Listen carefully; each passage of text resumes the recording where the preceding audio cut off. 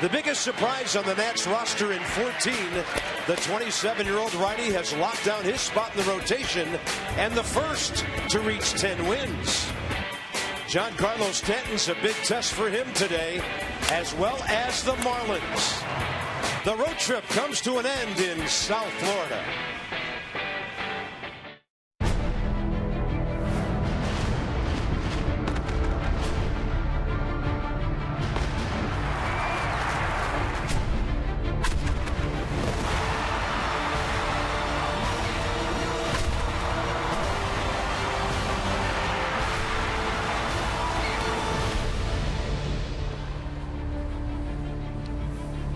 It is time to salvage one, and the Nats could come home with a winning road trip. Trying to take game 3 of this series in Miami.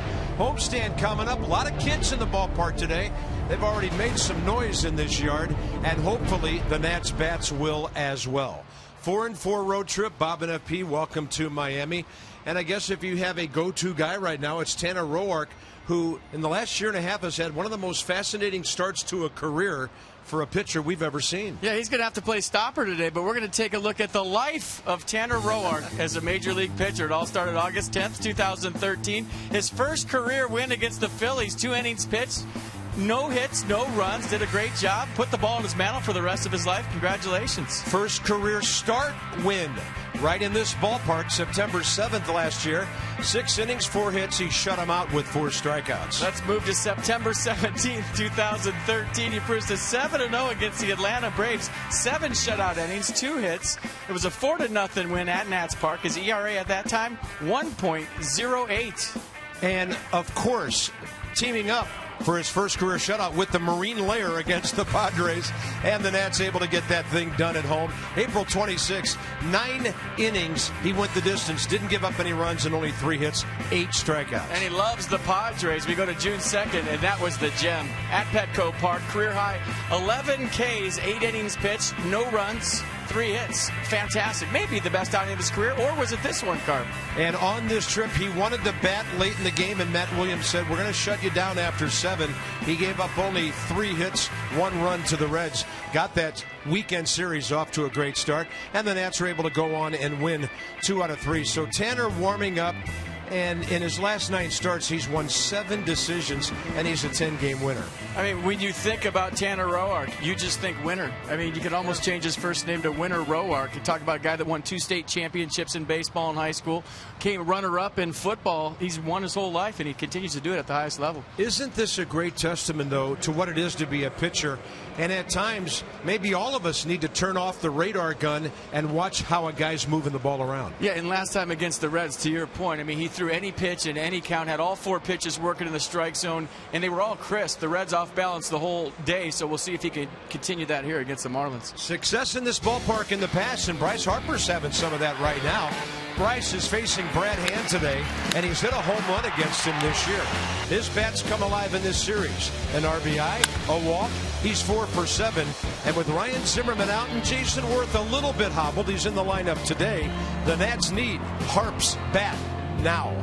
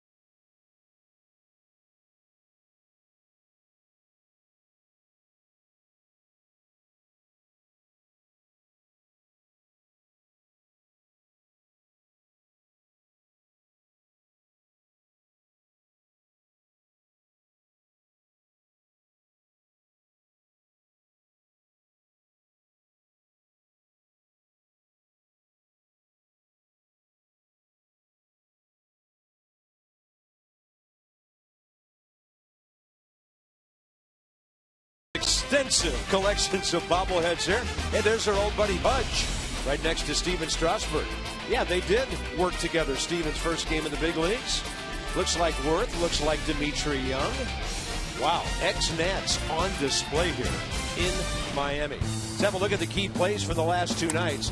It got started at FP with Danny Espinosa, a 2-run hit in the 6th inning, and the Nationals, at least for them, had a comfortable 6-run lead. Yeah, and then Nate McLeod came in the game because Jason Worth sprained his ankle at second base, dove for a ball. That led to a couple of runs, so in a 6-2 game, it turned into a 6-3 game, and then Rafael Soriano came for the save, and he ended up blowing it. Then Jerry Blevins gives up the walk-offs double to Baker to make it a 7-6 game, and that's how that one finished, and I think that one's still stinging the Nats. Yeah, and that was the Marlins' biggest win of the year. Danny Espinosa, the strikeout with the bases loaded, nobody out last night. Tough break for Nate McLeod. Yeah, second inning was a big inning. They had Henderson Alvarez on the ropes, bases loaded, nobody out, got out of the jam, and then Giancarlo Stanton does what only Giancarlo Stanton can do. Double down the corner, got thrown out at third base, but that gave the Marlins a 1-0 lead, and you figured whoever scored first in the game won. That was a 3-1 pitch to Nate McLeod in a 1-0 game. It was called a swinging strike. McLeod at first base, called back, had to finish the at-bat, flied out to left field. Could have been a big point in the game. And then Steve Cishek, who, by the way, is not available today, got his 27th save of the year, and the Marlins are now in a position to sweep the series. Season series is 5-all, runs fairly close, the hits are dead even, but the crazy thing about it, look at what has happened to both of these bullpens in this series. I mean, both teams have good bullpens, especially the Nats, and the ERAs are almost unthinkable. So, a winning road trip at stake in Miami today. Grounds crew getting this thing ready. Roof is closed. It's a hot, cloudy day outside. And Tanner Roark will try to get the Nats the W.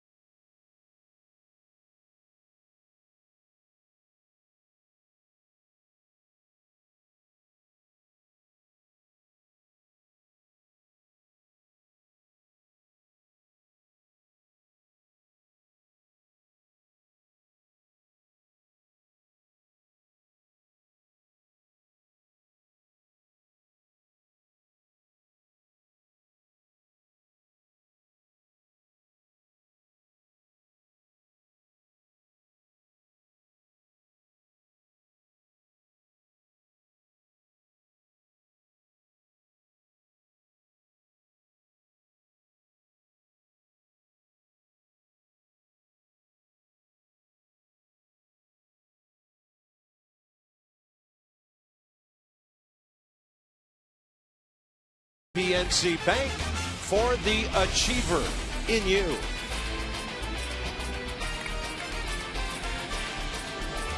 Marlins Park, Brad Hand. 41 career games, 22 career starts. He's 4-12. He'll take on the Nats. I'll tell you about the weather. 78 inside, 90 outside. Visit trainsearch.com to find your local Train Comfort specialist dealer. It's hard to stop a train. Really hard. Nats have Jason Worth back in the lineup. That's good news. That puts Wilson Ramos from cleanup where he hit last night down to number 7 against the left-hander. And since the 26th of June, hitting .338, 21 games since coming off the DL, 12 RBIs, 6 walks, 3 walks in this series, and 1 RBI. Hand takes on the Nats for the 8th-time overall 6th start. Yeah, got a heavy sinker, short arm delivery. Really have to elevate it at 90 miles an hour. Slider 84, curveball 79, and a changeup at 83. He'll cut the fastball on occasion. Last start July 25th at Houston, earned the 2-0 win, 7 1/3 shutout innings. And he and Jeff Mathis have been working together exclusively, and they've been working well. So Mike Redmond going with that same battery here today. Mathis, known for his game calling skills, runs a nice game back there. Underway right on time at 12:40. And Denard Span takes one outside. He is 0 for 2 career against the left-hander with a walk, 2 for 8 in this series, couple of bases on balls and an RBI. He goes 3-0. First time we've ever seen Ben May, one of the minor league call-up guys, behind the plate. Crew chief Jeff Kellogg is over at first. Brian Onora, second base, and DJ Rayburn, who had a rough night last night, is at third. Physically a rough night. Right, just good to see DJ working today. I thought maybe they'd had to call in a sub for him. This gamer. Span on to start the game on 4 pitches. I said the defense for the Marlins, game 3 of the series. Yelich, Ozuna, Stanley outfield. Echeverria, McGee left side. Valdespin, Jones the right side, and Jeff Mathis behind the plate.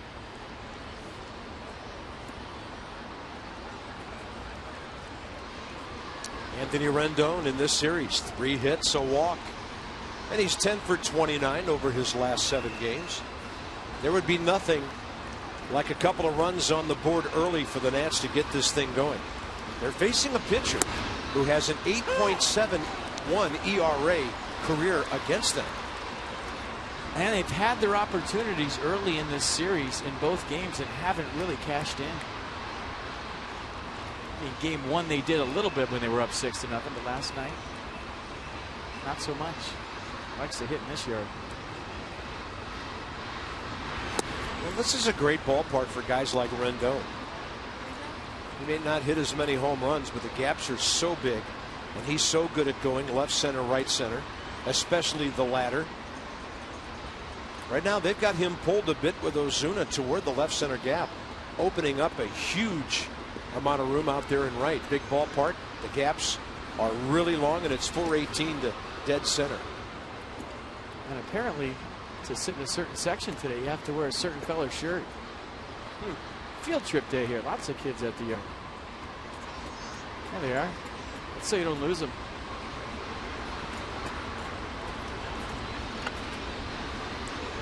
Strong national anthem today before the game too. Strong.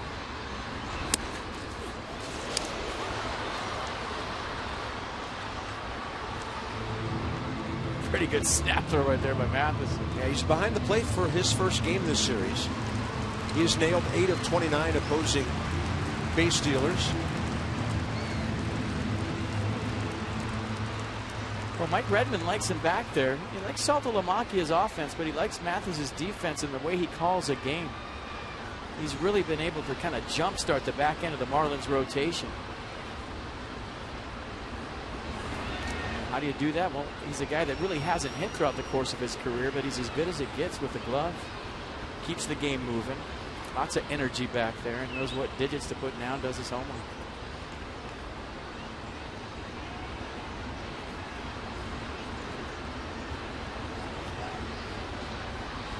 Span, pretty good lead. He's 18 of 20. They've got him picked off. Might as well keep going, and I think he's in there. He is.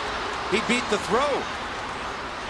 It took Echeverria a while to get to the bag, and Garrett Jones' throw was not right on the bag either. Well, it's kind of a hang move by Brad Hand, and the longer he stayed up, the more steps Denard Span got towards second base. And watch Garrett Jones. He really doesn't come to meet the ball. He stops his momentum. We noted the other day in Cincinnati when Adam LaRoche threw out Billy Hamilton how he came to meet the ball and then relayed to Ian Desmond. Right there, Garrett Jones stops, so he gets the throw flat-footed, and that allows Denard Span to get to second base. You got to keep coming toward that baseball. In essence, turn a double play like you're the shortstop if you're Garrett Jones right there. He didn't. Here's Rendon with a 2-1 count. That's on the corner. Watch him stop right here. Garrett Jones, top of the screen. He starts to come to the baseball. Go ahead and run it. And then he gets flat-footed right there. If he keeps coming to the ball, that cuts out the distance between he and Hand, and he might have a chance to throw out Span. That little hesitation was the difference.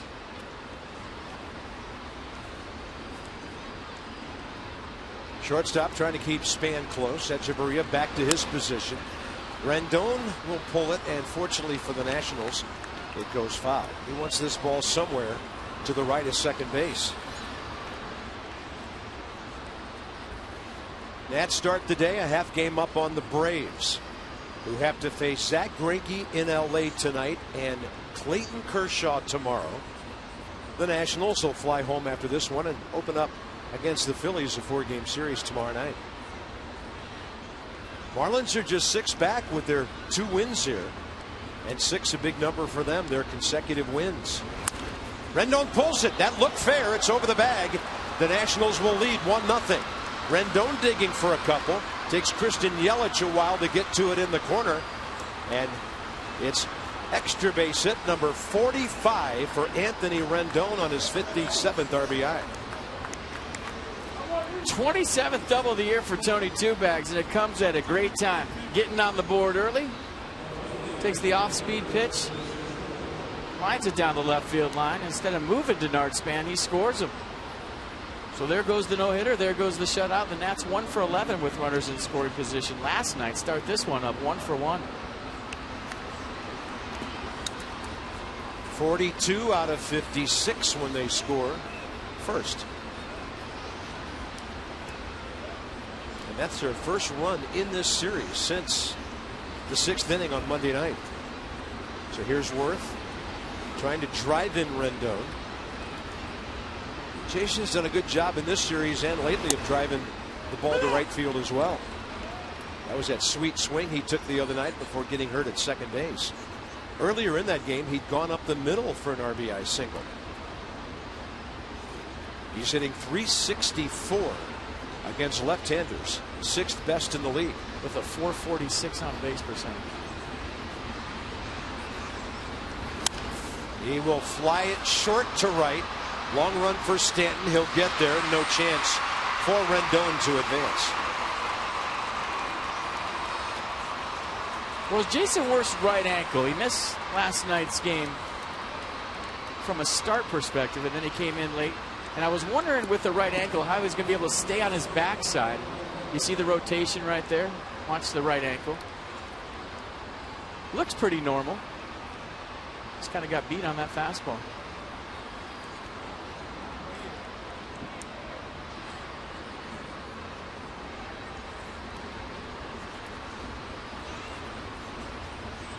Here's Adam LaRoche. And against this left-hander, he's had success, 3 for 5. Locked up on the breaking ball that ended up outside.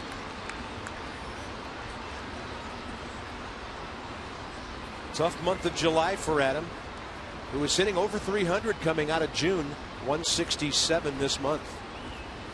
And respectable, very much so against lefties.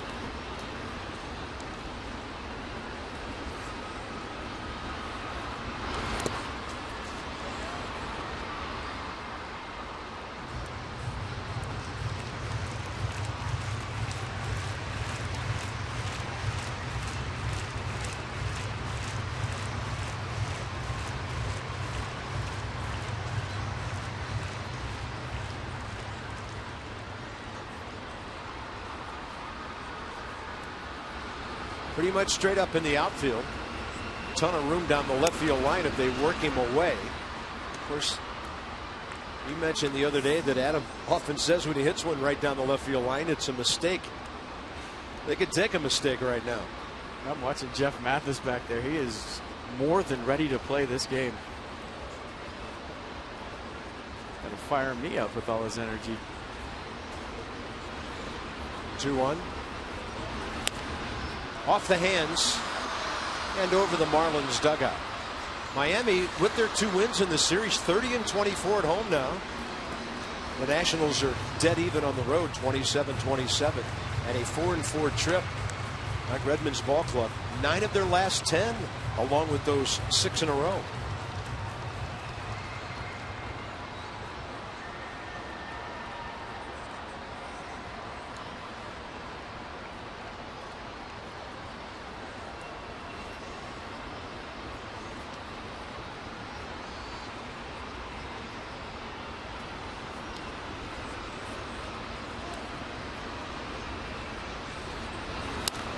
And LaRoche will lift one to center. Rendon back to tag. Ozuna, strong arm. On a hop into foul territory for McGee. Anthony Rendon to third base on the second out.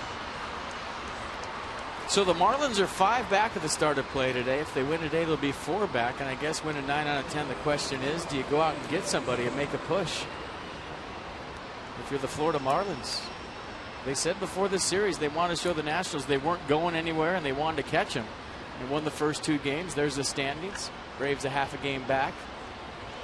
Thanks to Matt Kemp's tater last night.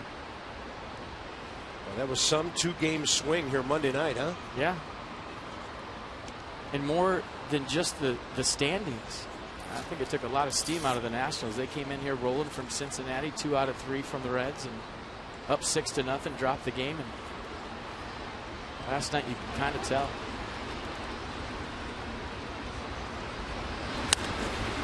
Ian Desmond goes up swinging.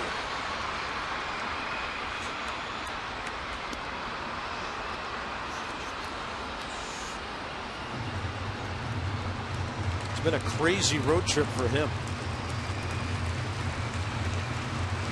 All the hits consecutively in Colorado. Came out of that series 8 for 13. And now he's 2 for his last 18.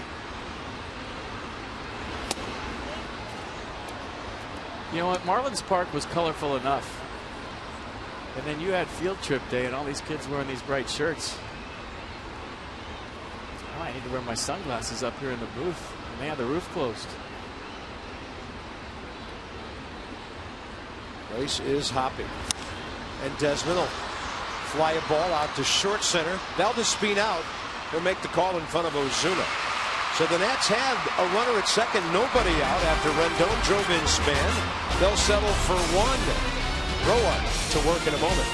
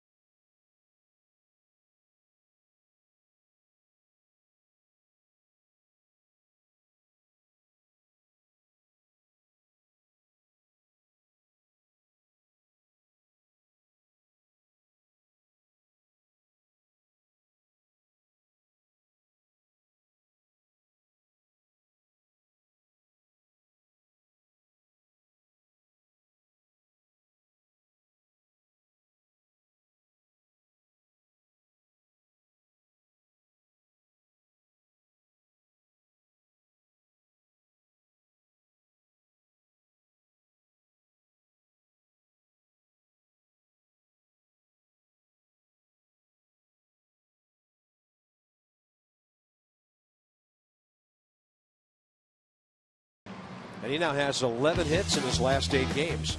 Here come the Marlins. Christian Yelich in this series 1 for 9. The Nats had him out every time before an RBI double in the 8th inning last night. But as we mentioned earlier in this series, he and Denard Span, 2 of the guys in the National League with 30-plus hits, right around the top of the National League. 2-8 career against Tanner Roark, who makes his 4th start against the Marlins. Yeah, 2-seam fastball, 4-seam fastball, averages 91. He could run it up there as high as 94. Slider, curveball, change to go with it. 3-0 in his last 3 starts. Has 21 innings pitched, 13 hits and 3 runs. He struck out 17 and walked 3 in his last 3 starts. He's been good as anybody. Last time out against the Reds, a dandy 7 innings, 1 run, 3 hits. And like I said, in the open cart, the thing that impressed me, he was throwing all 4 pitches. They were all good, and he was throwing them in any count, kept the Reds off balance all day long.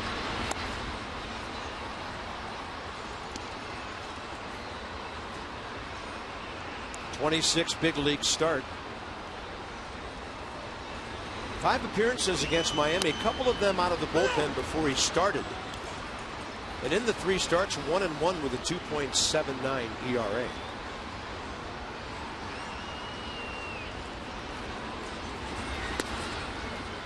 Two and one.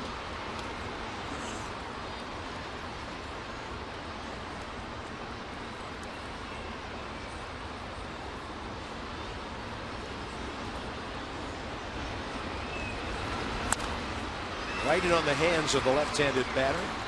Well, I'll be shocked if this at-bat doesn't go to 3-2. It seems like with Christian Yelich, he gives you a good at-bat every single time, and every single one of them is a 3-2 count. So even though just 1 hit in this series, 2 for Span, guys with the most base hits in the month of July. 2-2 pitch. Shocking.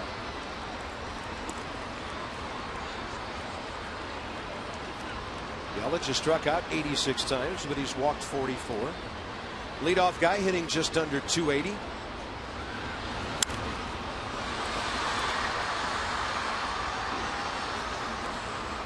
I've heard Vaughn Hayes comparisons to Christian Yelich. I've heard a young Sean Green comparison, which I really like because he can fly. But he is going to be here for a long time. He's a good player. 22 years of age, Thousand Oaks, California, Westlake High School. Broke in with the Marlins with 62 games last year, and he hit 288.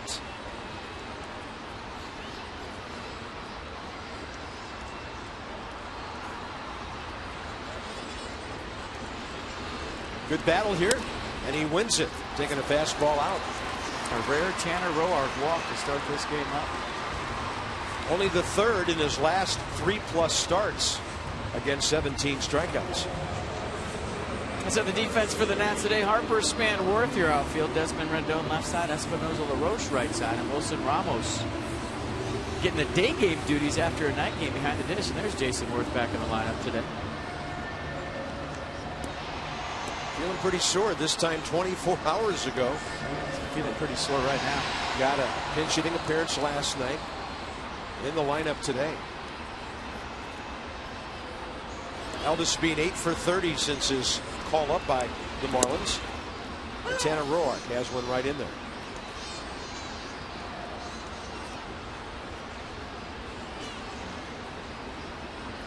A couple of base hits last night. Saw Steven Strasburg well. One of the only Marlins that saw him well. Called up 11 days ago from AAA New Orleans, where he'd stolen 15 bases and was hitting .270.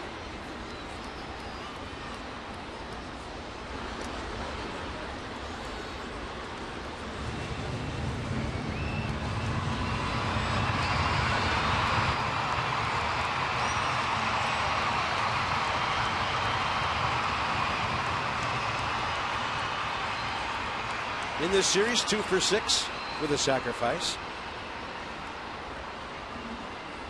Only Marlin in the lineup who has not faced Roark before. Short lead by Yelich. Tanner still trying to get a feel for things out there. That's the straight change that ends up outside. But you can always tell in a Tanner Roark start whether it's going to be, one of those where everything's crisp and he's going to go right after you and pound the strike zone, or he's going to have to battle with his B stuff. He'll show you early in a game which one it's going to be.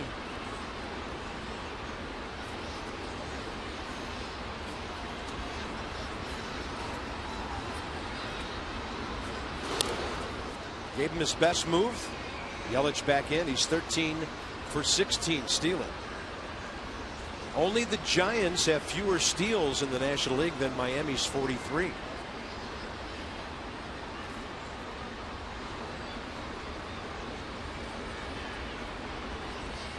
As we mentioned earlier in the series, they have good team speed. It just doesn't translate into guys who could steal bases yet. And this one has Worth looking up into the girders. That was a high fly ball, and he's got it for the first down. Next up, Giancarlo Stanton, game notes first. And against the East, Roark, 8 of 10 career. Giancarlo, 2 RBIs in this series, and 52 against the Nationals, most against any opponent And this defense has been amazing this month.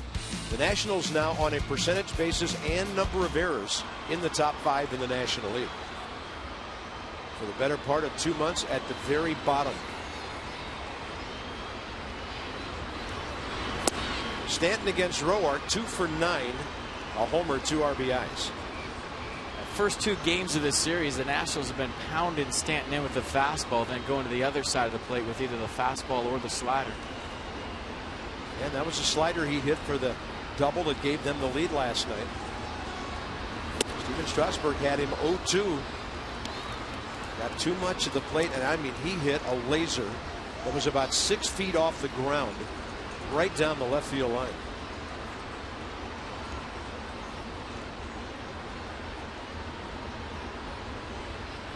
Danger count here.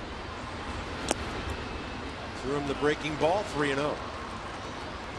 Still feeling for that release point is Roark.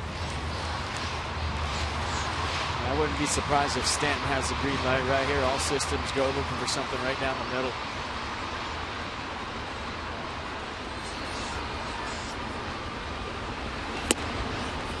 High strike.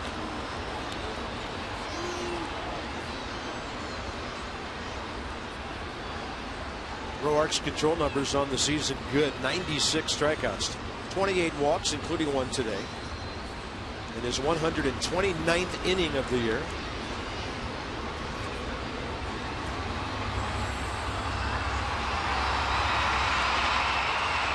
Go fastball here, you throw a slider to the other side, or you throw something soft. I think you go off speed and hope he chases, but it looks like they're pounding in with the heater. That ball was out over the plate a bit, and Stanton didn't get it. Espinosa puts it away for a big second out. Well, let's check out the sequence of the big guy, Giancarlo Stanton. Tanner Roark versus Stanton, round 1. Fastball off the plate, down the zone, good pitch. Stands him up right there with a 1-0 fastball. Then he tries to go slider to the other side, so 3-0 count. Gets the called strike, and then he did get that in. That was off the plate in, tied him up and couldn't get extended and flied out to Danny Espinosa. Nicely done on the execution of a 3-1 fastball on the black inside to Stanton. Casey McGee now. Nats have slowed him down a little bit, 1 for 7 with a walk in the series. One of the best hit collectors in the league this year with 125.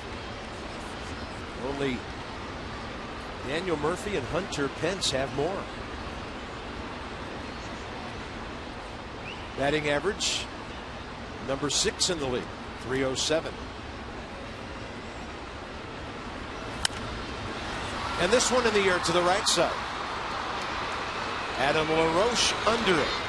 Leadoff walk, no problem for Roark. Battles back well with 3 fly balls. Harper, Ramos, and Espinosa. Top of the second coming up.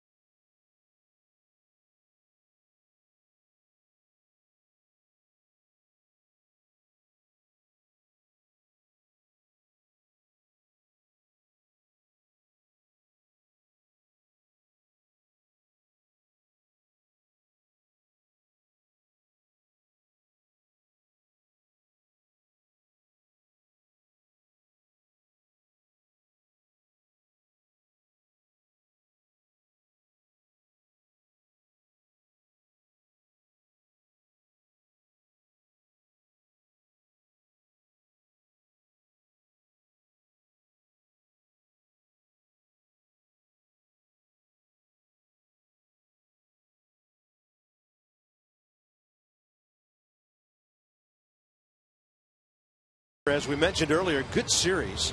He's walked, he's driven in a run, he's 4 for 7. And back on April 9th, the Nats beat the Marlins 10-7 at Nationals Park. And he went down and got one, a 3-run shot in the 4th inning. First 3 runs of that game.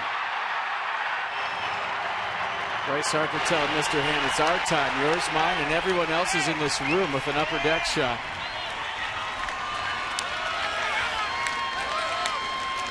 Last Tuesday at Colorado, Adam LaRoche hit a 3-run homer to right field in the 7th inning.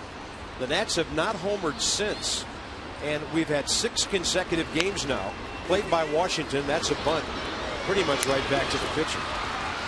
6 games in a row without either team hitting a home run. Longest streak in the major leagues, and the longest such streak involving the Nationals since they left Montreal.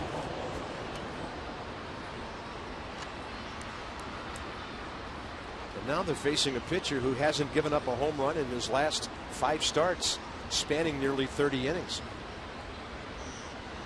Here's Wilson Ramos.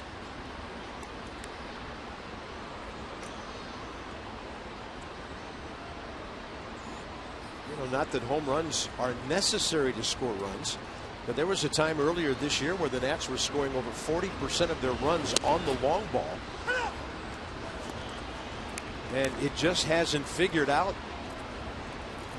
It hasn't shaken out like we figured on this road trip going to Colorado and Cincinnati before coming here. Ramos, fly ball to right.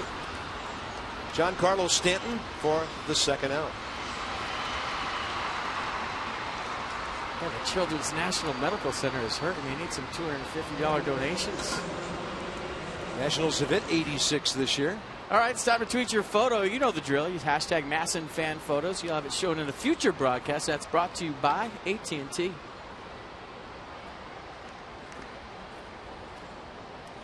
Danny Espinosa from the right side. Different story this year. 284 there. 212 overall. In the series, 1 for 7. And it looked like all was well when he drove in those 2 runs in the 6th inning on Monday night. Gave the Nationals a 6-0 lead. He really gets that leg up high from the right side. Look, all his weight's on his back leg already. Watch the leg kick. He said he goes as high as the time he has with the pitcher's delivery. So if a guy's got a nice long delivery, he likes to get that thing up nice and high and early. Look at that. All the weight on the back foot. Get it up in the air and get it down.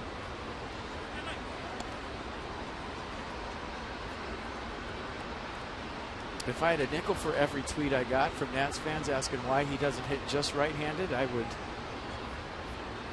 be rich and could retire tomorrow. And that's why. See the numbers.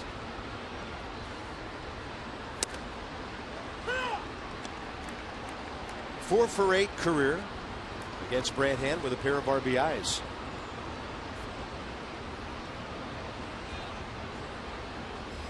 Trying to get Tanner Roark at least to the plate here in the top of the 2nd. And that'll be strike 2 with Espinosa heading for first base.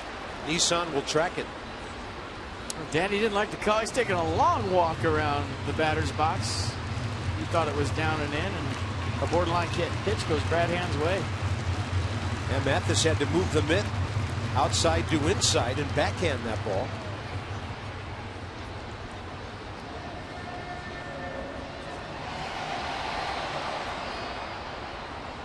Hand is 0 for 3 career against the Nats in 7 games, 5 starts.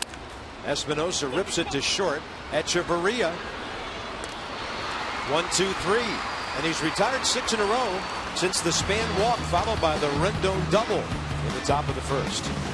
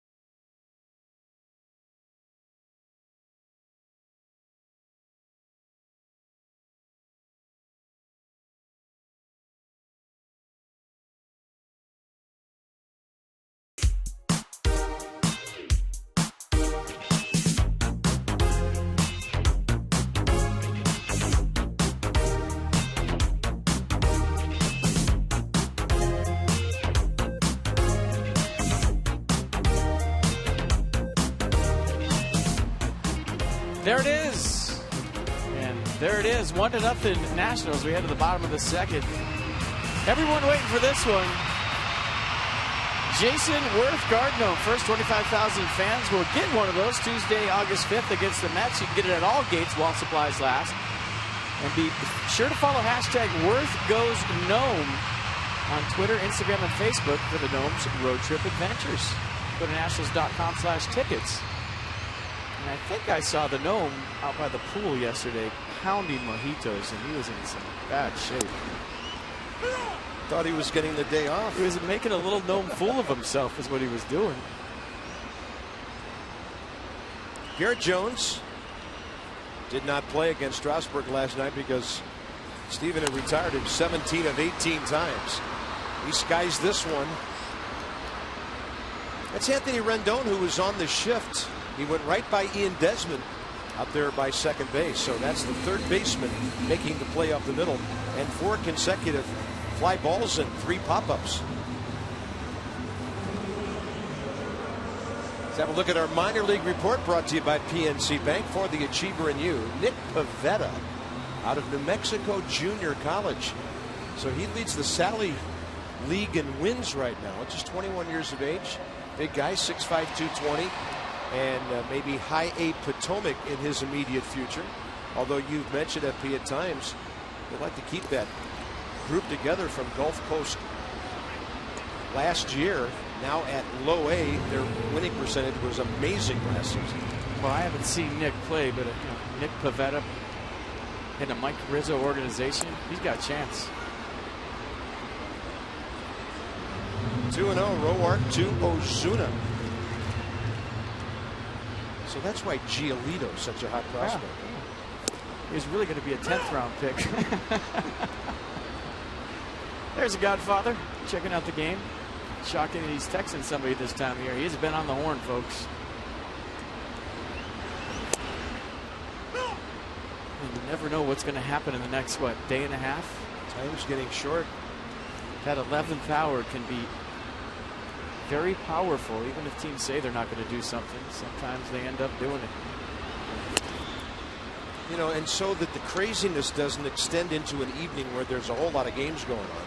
Deadline 4 o'clock tomorrow. So the clock is ticking. All those GMs are on the clock right now, and it'll be fascinating to see what, if anything, might happen. Red Sox did pull John Lester from their start tonight. Dan Kolko, our reporter, has more. Guys, Matt Williams was talking earlier today about the trade deadline nearing, and he said that he's had conversations with Mike Rizzo daily and sometimes twice daily over the last handful of days. He says the Nationals aren't going to make a deal just to make a deal, obviously, but they are looking a way to add value, add an impact player to their organization. They might look at infielders, they might look at relief arms, but when it comes to the second base situation and Danny Espinosa, Matt Williams said, listen, we've got to where we are at this point with Danny Espinosa playing a lot for us, so we don't feel that we need to go out and add an infielder. But he did say that Mike Rizzo is making a lot of calls, he's being active, looking for potential ways to upgrade his roster. There's another pop-up. Roark keeps overpowering guys with fastballs up. It's a ball club, other than getting healthy, that doesn't have a lot of needs. But FP, there have been some rocky times for the left side of the bullpen lately. Well, it's not for me to say what they need. I'll just say from a player's standpoint, when you go out and get somebody, it gives you a shot of energy because you know your organization's all in and you know they're trying to win this thing. Not that if they don't go out and get somebody, you're going to say we're not trying, but when you do make a big deal at the trade deadline, everyone looks at themselves in the clubhouse and says, here we go. The one thing you don't want to get into right now, and Mike Rizzo is as smart as any GM in baseball, is trading some of your best prospects for a rent-a player for 2 months. That's when I think you get into trouble as an organization. But there's always that temptation to push all your chips in the middle of the table and say, you know what, this is our year, here we go. And with the absence of Ryan Zimmerman, it looks like he might miss the season, according to Bill Ladson, who reported yesterday that it's a grade 3 hamstring pull, which means he would have to have surgery and miss the season. Well, then maybe you think about doing something to upgrade your offense. A couple of fly balls and a ground ball. Bill Ladson of MLB.com on that report. Desmond throws out Echeverria, and Tanner Roark's on a roll of his own. 6 in a row. He'll lead off. Top of the third on a span walk, a Rendon double. Nats lead.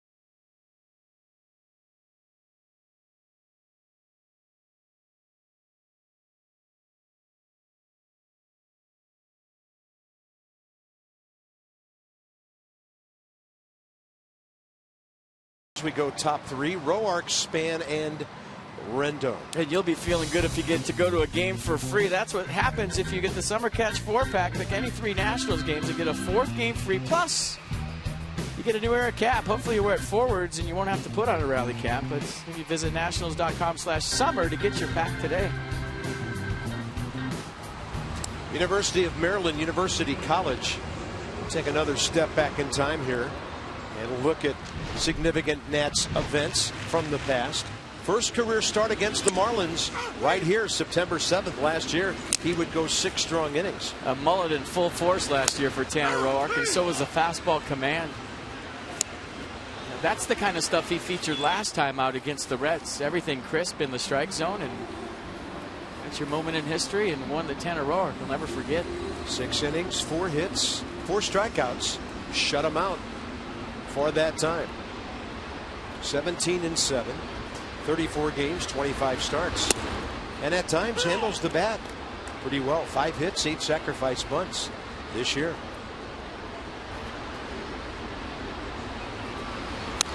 But there's guys that are just winners in life. You know, whatever they touch, they find a way to beat you. And you look at Roark's history. 25th round pick in 2008. But in high school, he led his baseball team to 2 state championships in 03 and 05. He was named the MVP of both of those tournaments. And he also led his football team to a Class 3A state runner-up finish as the quarterback. Sometimes guys are just winners. And he's one of them. Right side, it'll back up. Yep, the first baseman Jones, and Brad Hand got caught ball watching there and almost lost the out. I don't know if you can hear in the audio at home. It was Jeff Mathis, yelling "get over there" once, and the second time he yelled it, he screamed it. Look at Hand just standing on the mound, and he had to be told by his catcher to get over there twice. And Roark hustled down the line as he always does, smelling a hit. And this was bang bang. I think he got there before him, just a click. Right to the front of the bag. First time through the order, the Nationals go 1 for 8 with the Rendon double and a span walk followed by a stolen base.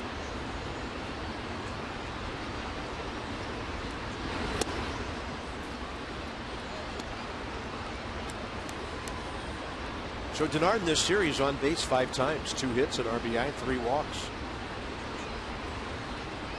He has scored a couple.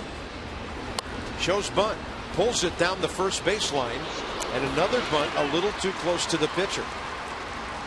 We talk about Roark being an athlete. Brad Hand was an athlete in high school too, star athlete in baseball, football, and hockey, and he just showed you right there, getting off the mound, making a nice play. Chaska High School, Minnesota. That's in the Minneapolis area. He was a former Gatorade Player of the Year. Yeah, Marlins chose him in the second round of the 2008 draft. So he turned down a scholarship to Arizona State for baseball to sign for $760,000 with the Marlins.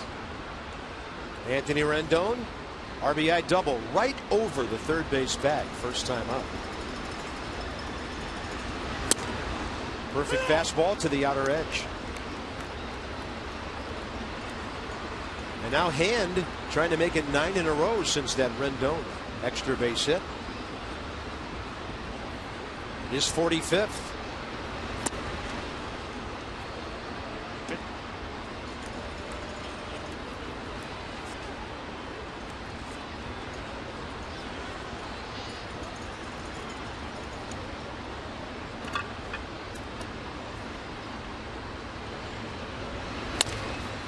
Right by the pitcher and up the middle where Valdespin was shading him.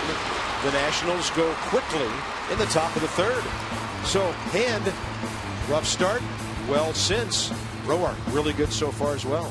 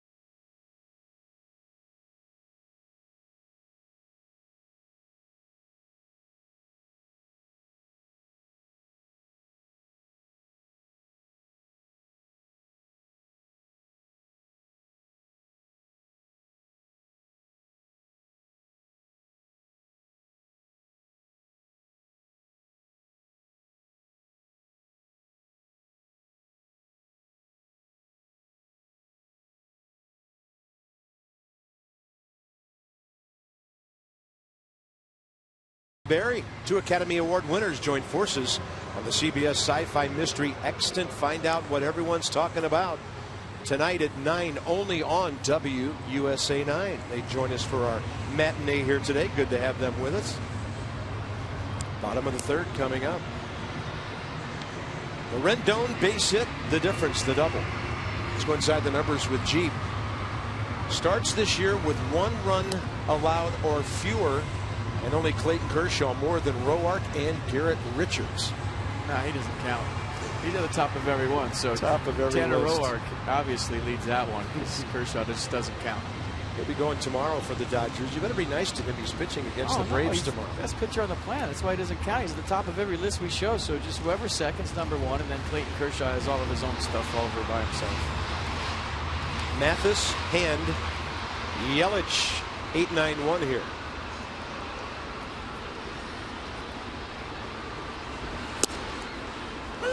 Mathis, 31-year-old catcher, 202 this year.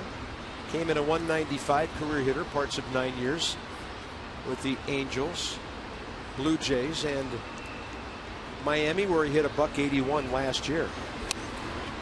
Tries to bunt. Rendon's going to let it go foul. He saw the spin, and the fact that it was going to be a tough play and a long throw. 2 strikes. Good play by Rendon to know the field. And to see the side spin on that ball off the bat of Jeff Mathis and let it roll foul. Catcher trying to bunt his way aboard and probably would have beaten that out. I missed the bunt memo today, but apparently Harper, Span, and now the Marlin catcher.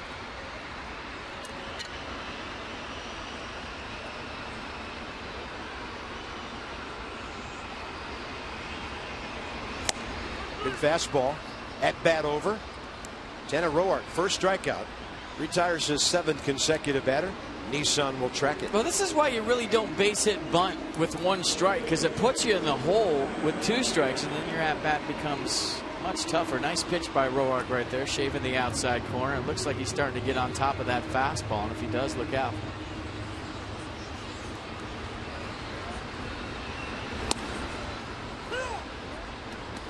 Brad Hand, 0 for 9 this year, 2 for 31 career.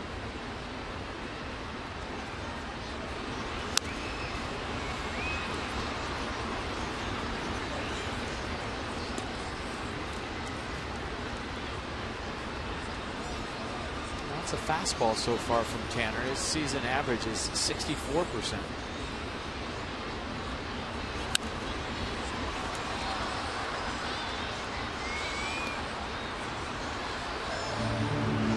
Brad Hand, 24 years of age. It's 1-1 in 7 games, 2 starts last year.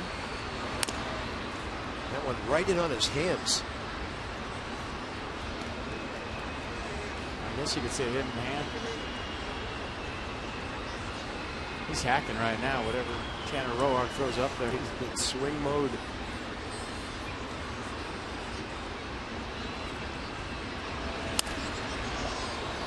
Getting his money's worth this at bat.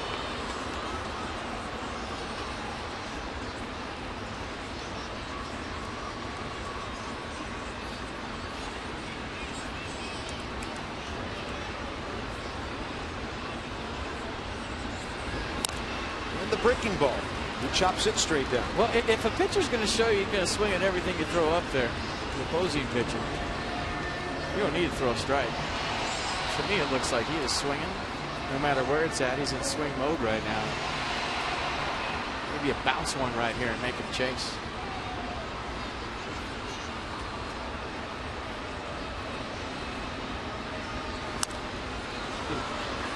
I think that one went into the Netherlands section here at the World Cup. All the different colors in the stands. That would be orange. Huh? Yeah, there they are. And a breaking ball. Roark figured out, let it go. Don't want to deflect it and redirect. Danny Espinosa, he knew where Danny was. 2 outs. Top of the order, Kristen Yelich, the only Marlin base runner. He walked leading off the bottom of the 1st.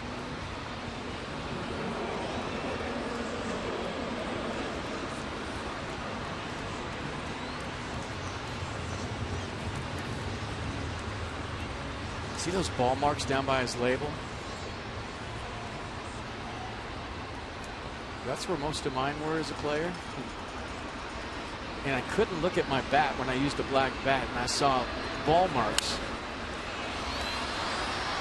way down by the label. It was just a thing I had, and it showed you, that's where you're not supposed to hit a baseball. So I would get some alcohol in a towel and rub those ball marks out right down by the label so they weren't there. It was more like a negative reinforcement to see that before I got in the batter's box. That one jammed me. That one I popped up. That one I fouled off. Yeah. I mean, I used to have them right by my knuckles a lot too, but the ones by the label. And so when I see that, I just flash back and say, yeah, I don't care how hard that bat is. I couldn't have those ball marks if it wasn't right on the barrel. And a 1-2 to Yelich. Roark changing speeds. Best changeup of the day. 3 more in a row. 9 straight since Yelich got that base on balls. Working with a 1-run lead, Tanner Roark continues his outstanding pitching.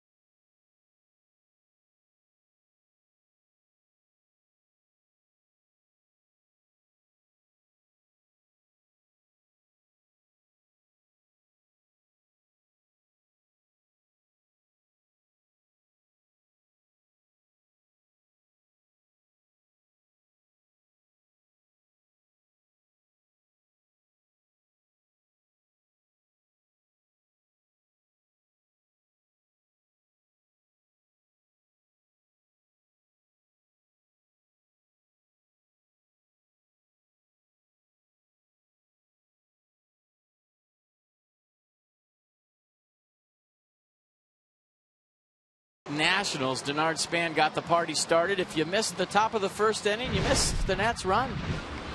Denard Span walks, stole second base as he beat the relay throw from Garrett Jones. And Anthony Rendon looked like a changeup he caught out front. Kept it fair down the left field line. That would score Span from second base. That's where we're at. 1-0 Nats. Anthony Rendon's 45th extra base hit of the year. His 27th double.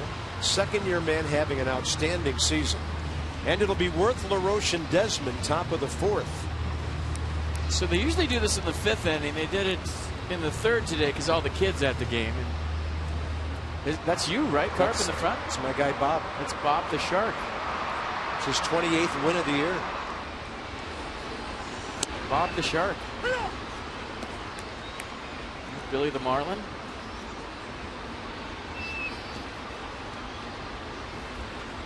Swimming upstream. Top of the fourth. Jason Worth, the fly ball to right, first time up. And he'll bounce this one up the middle. Base hit. Echeverria couldn't get it. And Jason Worth will just kind of slowly round the bag at first base and check in with his third hit in this series. Well, funny how hard he was running the first 5 steps out of the box because he was smelling the base knock. Got out of the box good, had the bat flip, and then decelerates as soon as it gets by. Echeverria for a base hit up the middle. Kind of a soft turn around first base. We'll check him out. I got to beat this out. I got to beat this out. All right. Relax. Take some weight off. Keep an eye on Jason getting around the bases. Yeah, playing on a sore ankle that he turned on Monday night. Here's Adam LaRoche. First pitch swinging again.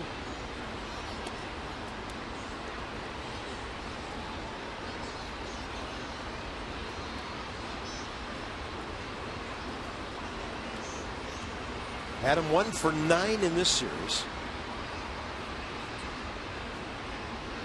He checked in with 3 hits, a couple of RBIs in Cincinnati. Had a home run in Colorado last week. Counts even 1-1. That was a week ago yesterday.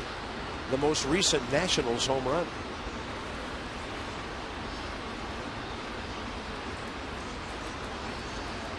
It'd be nice for the Nationals to get a getaway day win here and get back in their white uniforms. They've only played 9 games at Nats Park in the month of July.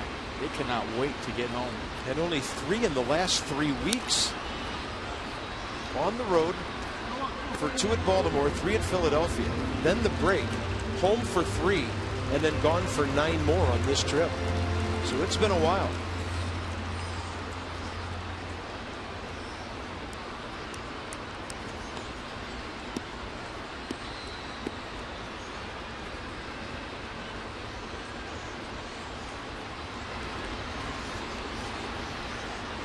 One ball and 2 strikes.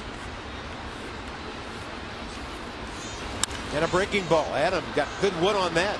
Tailing to left center. Ozuna covers a lot of ground out there.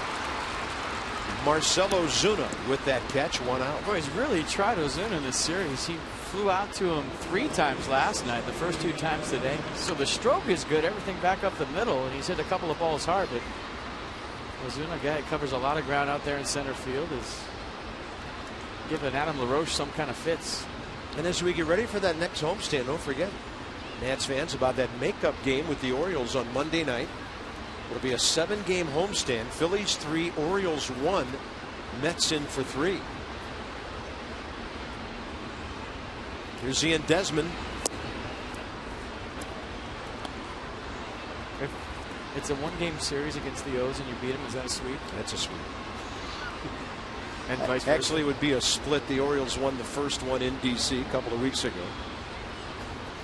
It's a completion of a 2-game interleague series. That would get them a split in the season series with the O's. Good take by Desmond. Fastball just missed. 2-0. Carp, I always, as a former player, go by how I feel and realize that these guys are playing games. And at the end of an 11-day road trip, absolutely exhausted right now. I can't imagine what these guys feel like, you know, from plane to bus and traveling, not being able to stay in a routine. And all the games on the road they've played in July, I think, have taken their toll from an energy standpoint. And you just as a player want to get home, be with your family, stay in your place, and get back into your routine. Baseball players are such creatures of habit. Those habits vary so much on the road. You add the travel, the time zones, and everything else into it. By the 11th day of a road trip, you are absolutely feeling it, especially when you're playing as hard as these guys have. It's been a weird routing on this trip. Nationals went from home to Denver to Cincinnati to Miami and back home tonight.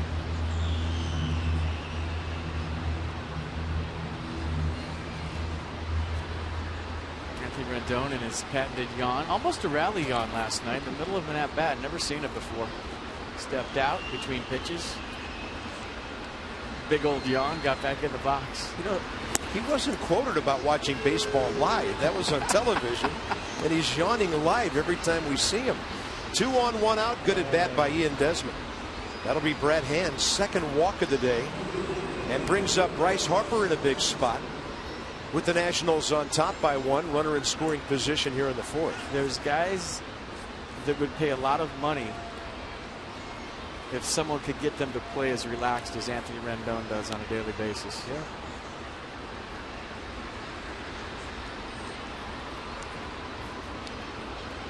Here comes another yawn. Yep. There you go. I tell you, that trip to second base must have been exhausting back in the first inning. Put the camera on him. He's getting on. Bryce Harper won't be bunting this time. Tried to bunt his way aboard. First time up, and basically just hit a one-hopper. Right back to Brad Hand. So in this ballpark, on base 13 consecutive games coming into this one. Going back to July of 2012.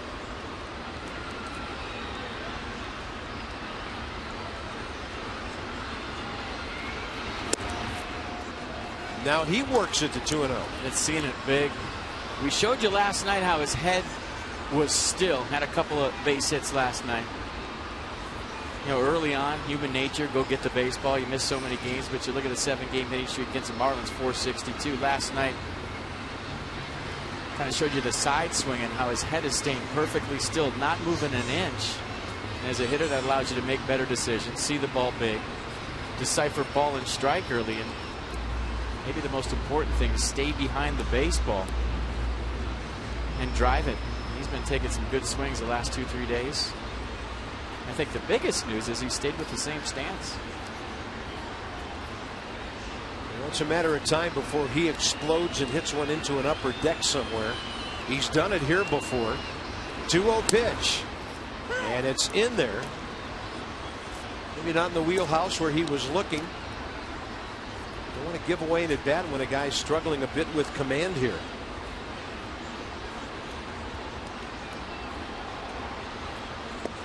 Takes a 2-1 count. Wow.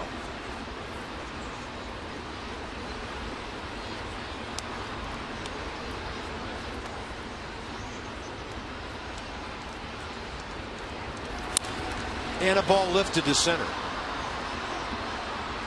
Worth thinking about tagging, and he will head to third base as Ozuna returns it to second. So runners at the corners, 2 down. As mentioned, the Nats back home tomorrow night. Gio Gonzalez and Cliff Lee, great lefty matchup. Doug Fister, Roberto Hernandez Friday. Another night game on Saturday with Jordan Zimmerman and A.J. Burnett. Steven Strasburg, coming off a strong outing last night, takes on Cole Hamels Sunday. And then the makeup game with the Orioles Monday night. So Gio didn't have to work except on the side here in his hometown of Miami. Pitched outstandingly well in the Saturday night game. Yeah, late afternoon game into the evening at Cincinnati, but Johnny Cueto a little bit better. Raring to go tomorrow, he told me. Pitch like that, you can't wait to get back out there. Up and away, Wilson Ramos. I know it's a little thing, but Jason Worth advancing on that fly ball to third might turn into a big thing. Just because with his ankle, you don't know if he could score from second base on a base hit with 2 outs. There's some pretty good arms in this Marlins outfield. all above average. And that ball deep enough by Harper to get him over there. And then Ramos with a 2-hopper out to short, and the Nats stymied for the most part for nearly 2 full games now by the Marlins pitching staff. They do have the lead. They've stranded 3 on this hot, muggy afternoon with the roof closed.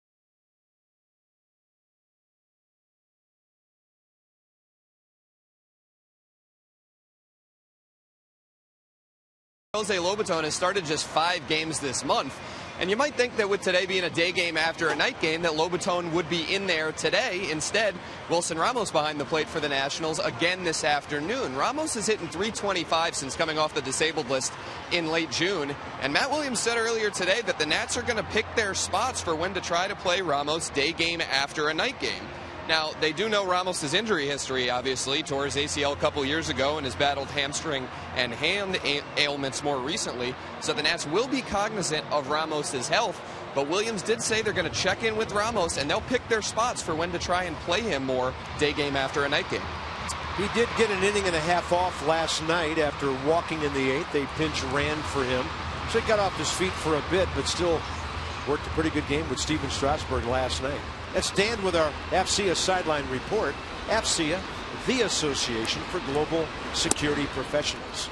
Well, you win the first 2 games of the series, you can do that. Or even if you split the first 2 games of the series, but when you lose the first 2 games, you got to go with your horses. And I think that's the main reason Wilson Ramos is catching today. Whatever Matt Williams said, he wants his big guy in there, especially with Ryan Zimmerman out.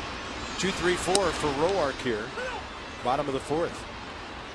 Nice off-speed pitch dropped into Valdez-Speen, who flied to work first time. Stanton and McGee to follow. Nationals 1-2-0. Marlins zeros across the board with 1 base on balls.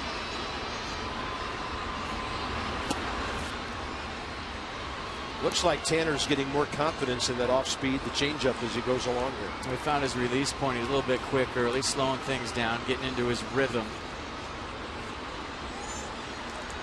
And even his misses have been below the zone. 3-1.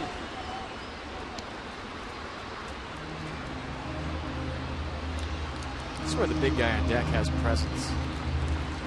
You're thinking right now, I can't walk this guy. Stanton's on deck.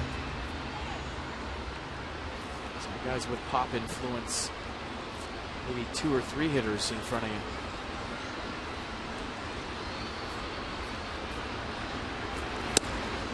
Valdez-Speen taking all the way. Fills the count, 3-2.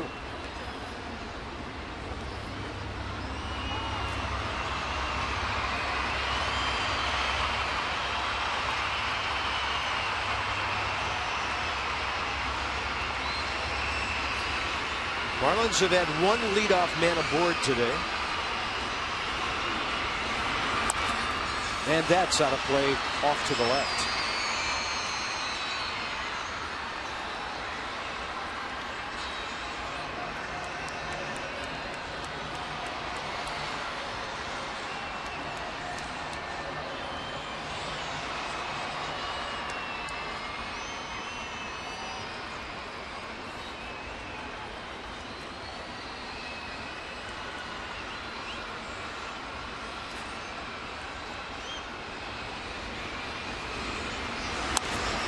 That ball's well hit. That ball's going to tie the game. Upper deck. Jordani Valdespin, his second of the year. A no-doubter over the bullpen and upstairs.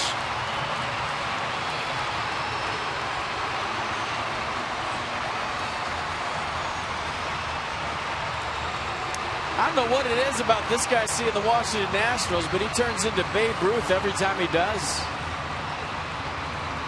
I mean, he had some good at-bats last night, but a guy not known for his power. Seems like he always finds a way to hit one out of the ballpark against the Nats. This one, a no-doubter upper tank shot to tie this game at 1. Good at-bat by Valdespin. He's hit 14 career home runs and 3 of them against Washington. Tanner Roark gives up only his 9th home run of the year. They're all worried about thinking about the guy on deck, and then the number 2 hitter gets all of them. It wasn't a bad pitch either. Lefty got it. Little souvenir right there. I mean, down and in, he just dropped the barrel on it. As we mentioned earlier in the series, he had 5 pinch hit home runs for the Mets 2 years ago when he broke in. 4 total last year, but he hit a .188 and New York let him go. Big breaking ball, a good one by Tanner Roark. So what's that? The first home run by either team in a Nats game in a week.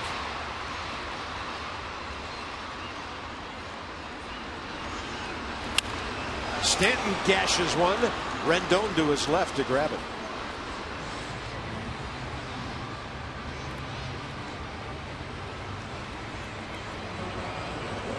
Next up, Casey McGee and Garrett Jones.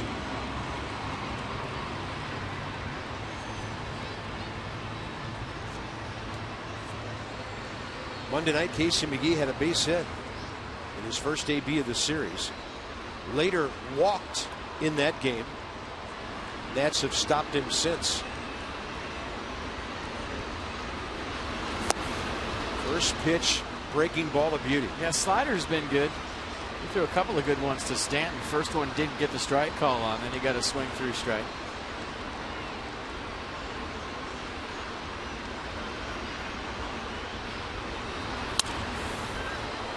You know, Roark said the biggest difference from when he was in AAA to the big leagues, he said he used to let everything bother him in AAA. How that guy got on, worry about 2-3 pitches before. And the difference between then and now, after having some talks with some of his coaches, has been to be in the moment. Don't worry about giving up a home run to Jordani Valdespin. Get right back in the strike zone, get some outs, and your team will get you some runs. He said when he was a starter in AAA that everything used to bother him, and it would affect him. Just missing with a fastball. Well, maybe that's part of what happened to him. In 2012, he went 6-17 that year in 26 starts with a 4.39 ERA. Obviously, he got over that and became a winning pitcher. I mean, he was 9-3 when the Nationals brought him up to the big leagues last year. And then all he did for Washington was go 7-1, 10-6 here.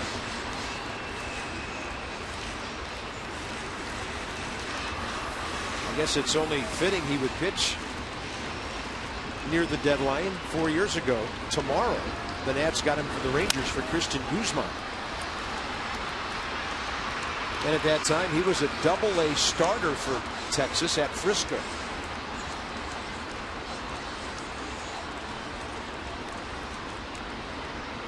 Two balls, 2 strikes. A good battle by Casey McGee here, who's hitting .320 against right-handers.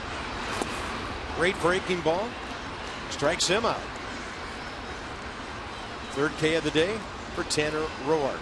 Mercedes-Benz will track it. You see the off speed again from Roark down in the zone. The slider has been looking like the fastball, and the Marlins really aren't picking it up right now.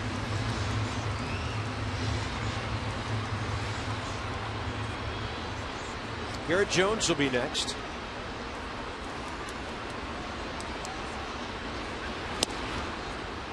Changeup, even though up a bit, well located away. got the shift on again with Rendon out by the second base umpire. He caught Garrett Jones' pop-up first time. He goes off speed and doubles up, strike two. Well, it's starting to look like last start where, he had the Reds guessing. And if Tanner Roark can get you into a guessing game, he's got you right where he wants you. We made the comparisons about Greg Maddux and how that's what he used to do. If you tried to think with Maddux, he had you right where he wanted you. And he always throws something different. And when you have guys that have 4 pitches for strikes and they're all good, as a hitter, you just have to look in a zone. You can't really sit on a pitch. Look away, look in, pick one, go with it. Away is always the safest.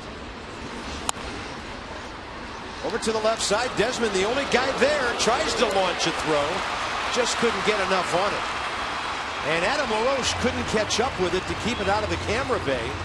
So Ian Desmond will get an error on the hitter going from first to second base.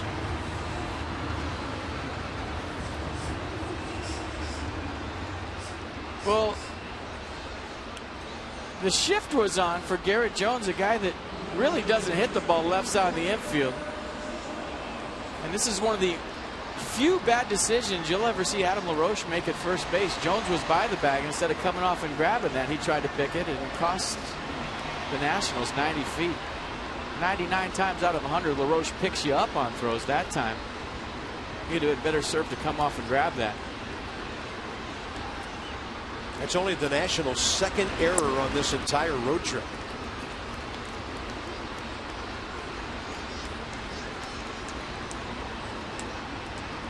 Desmond, 16th of the year. Marcell Ozuna now. That's a big 90 feet. Another good slider by Tanner Roark.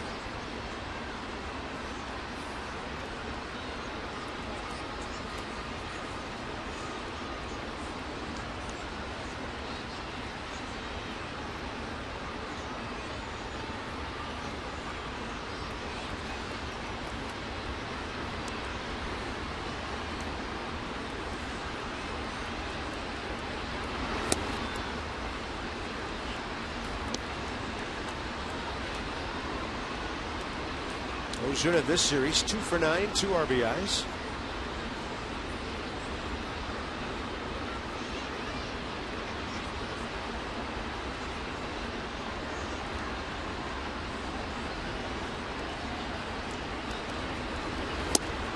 Perfect fastball to the outside edge.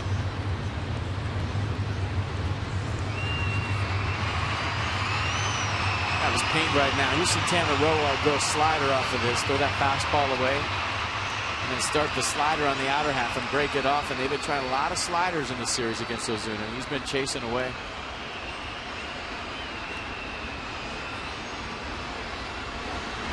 There it is. There's a great slider, 84.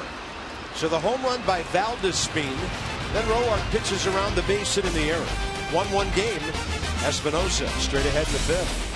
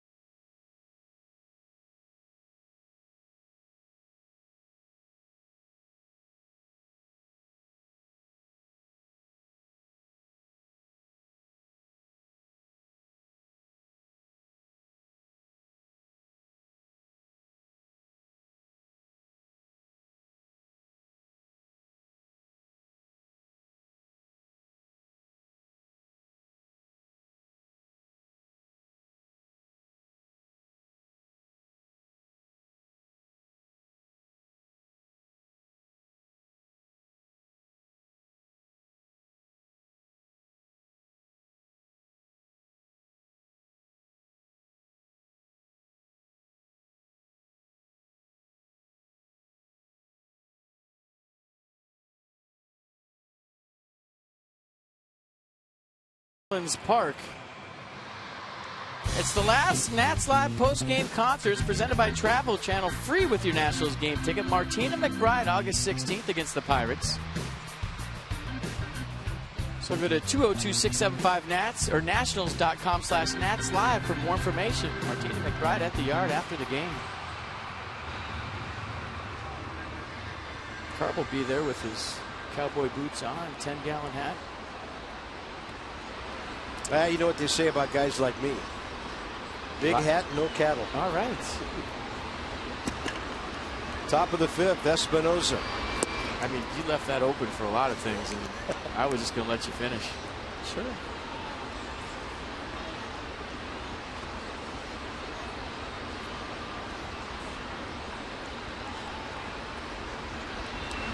Actually, speaking of hats, Danny bought one in Colorado. A huge cowboy hat. Our reporter did? Oh, Danny Espinosa, yeah, I saw that. Guy in the batter's box. Yeah. Number 8.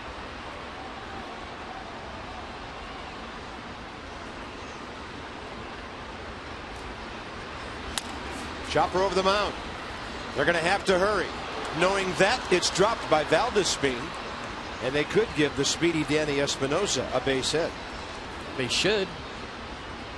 That would have been a tough play for any second baseman based on the fact that the ball's chopped over the mound. Espinosa can run, and he's going to have to throw across his body going toward third.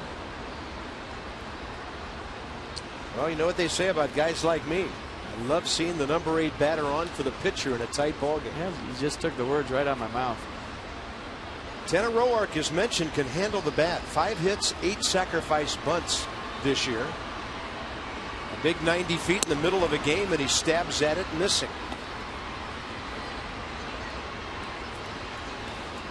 It's so easy to say up here.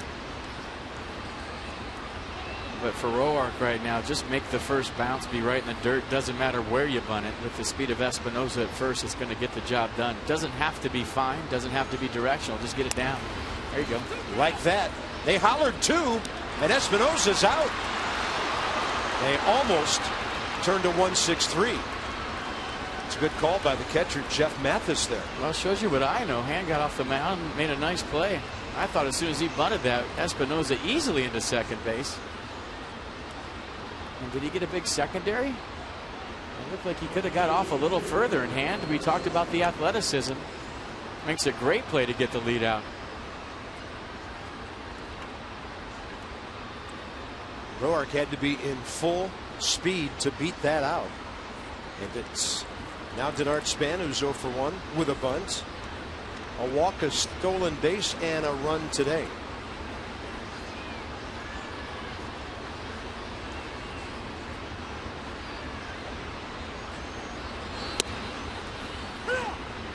Denard turned his shoulder, and the ball came breaking right back over the plate. Strike 1.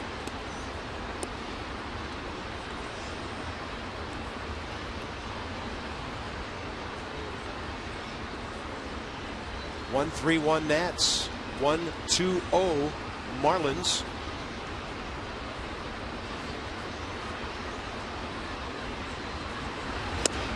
Goes with a fastball and misses away. 1-1. So here at Marlins Park in Miami, Bob, FP, and Dan on Masson, the Nationals' final game of a 9-game road trip. Trying to salvage one from this series and make it a winning trip. Coming home for 7. 1-1. Span waiting for that breaking ball. Pops it over the Miami dugout.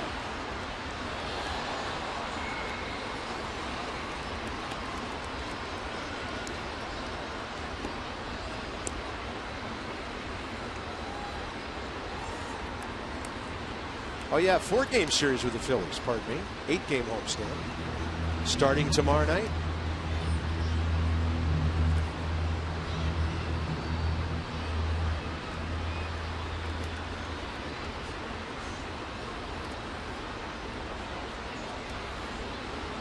Nationals are 6-3 against the Phils this year. Span strikes out looking. Got a steady diet of breaking stuff there from Hand. Caught the inside half a couple of times. Man, usually a power curveball does a nice job of finesse in this one, and started it right at Span, broke it back, caught the front corner of the plate for strike 3.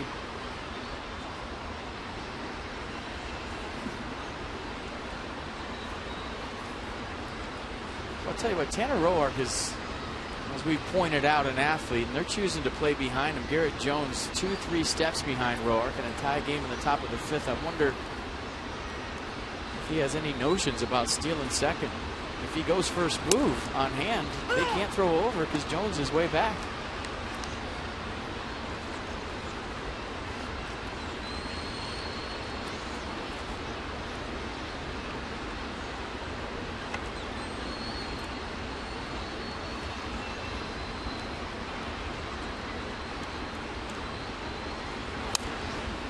Big time swing by Anthony Rendon. Since the Nationals scored 4 in the 6th Monday night, they've had 1 inning where they've had more than 1 hit. That was the 9th inning last night.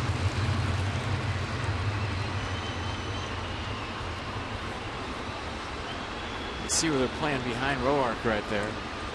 Probably don't want to take a chance on injury, even though he can run a little bit. Rendon looking to reach and serve one to right.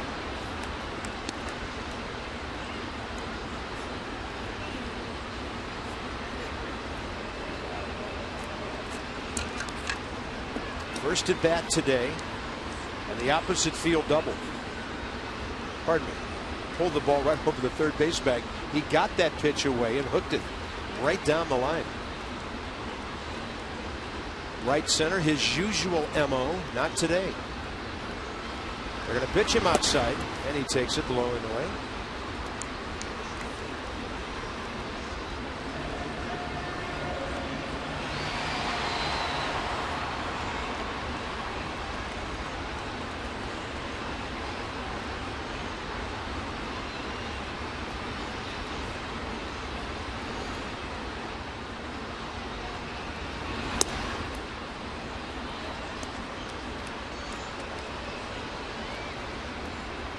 .57 RBIs, 45 extra base hits, and in this series 4 for 11. Away, almost everything here.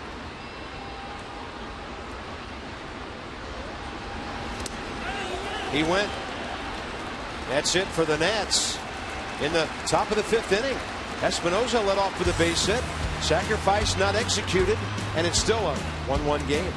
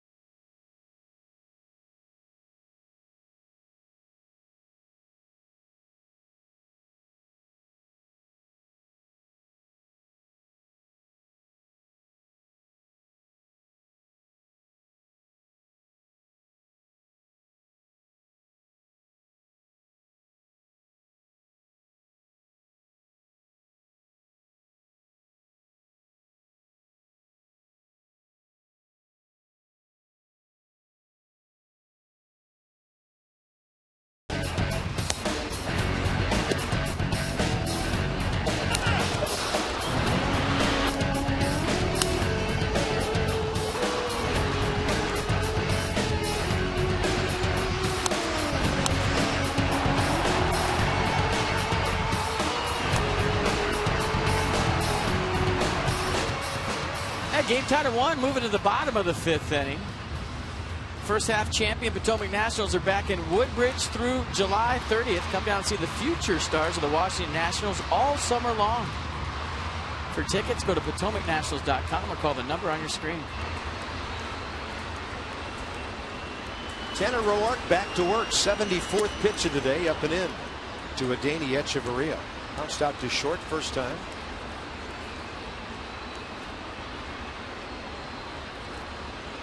Great ratio today. 74 pitches, 51 strikes, make it 52.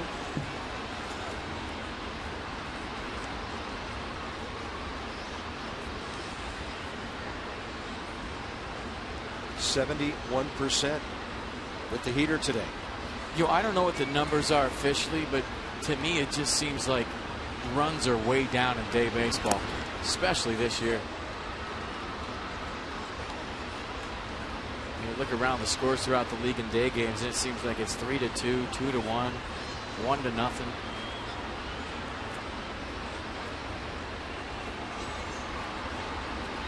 No offense down around the league on a whole, but in day games it seems even worse. Roark jammed Echeverria well. And then the Nats had that one series in Milwaukee where there was a day game after a 16-inning game the night before. That's when they were looking for a sweep and things didn't happen for them that day.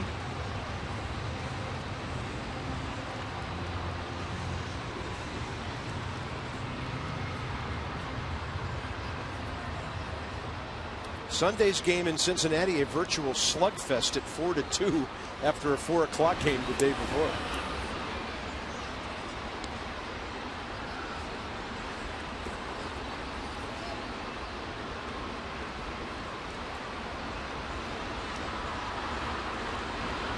And a 1-0 pitch. Close, but missing away to Jeff Mathis, the catcher. He tried to bunt his way aboard first time up after an 0-1 count. Missed with that and then took a heater right in there to strike out.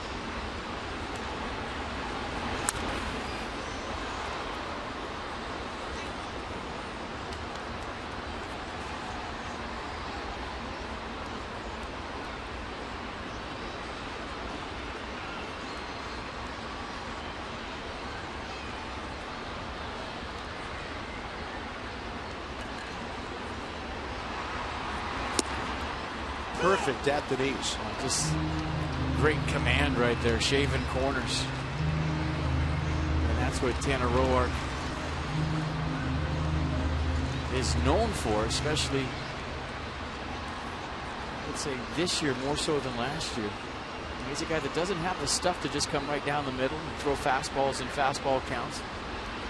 He does such a nice job of pitching to a corner. Late, not a full swing by Mathis. Strikeout number 5 for Tanner Roark. He'll face Brad Hand with 2 outs here in the 5th. All right, be sure to join us this weekend at the fairgrounds at Nats Park. Bob Carpet will be there to shake everybody's hand when they come in the gate. For Massen's social media weekend that's styled by Hair Cuttery, check out at Masson Nationals on Twitter for more info. Share a haircut with Bob and a child in need. Find out how at haircuttery.com. And in my other hand, I will actually show you that I own a phone. Some believe I don't. I think you should go there and say hi to everybody. Well, I know we have a season ticket holders event on Saturday. We'll see how it all works together. We do. Bryce Harper takes care of that. Tanner Roark rolling again. He's retired 6 of 7 since the home run. Our Honda do-up for the 6th, Jason Worth. 1 for 2 today. 3 hits in the series. LaRoche and Desmond. It's 3-4-5 straight ahead.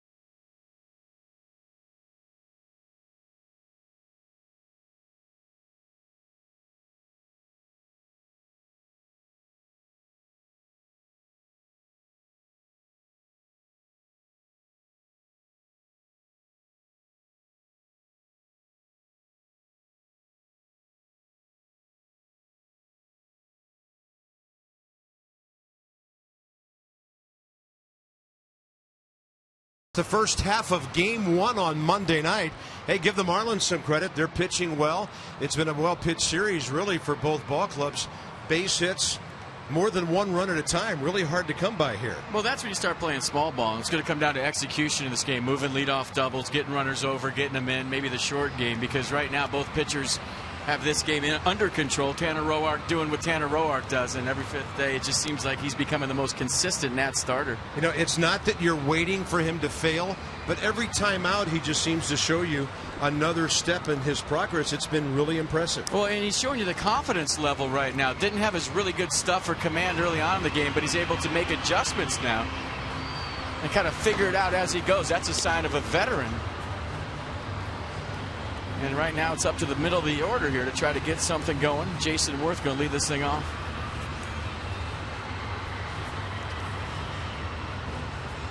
So it's on to the top of the sixth. Jason Worth 1 for 2. Fly ball to right, base it up the middle. Brad Hand, meanwhile, 70 pitches, 42 strikes.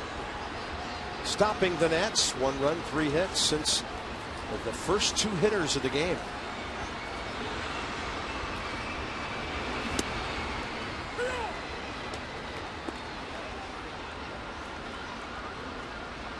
Tanner Roark, 84 pitches, 58 strikes.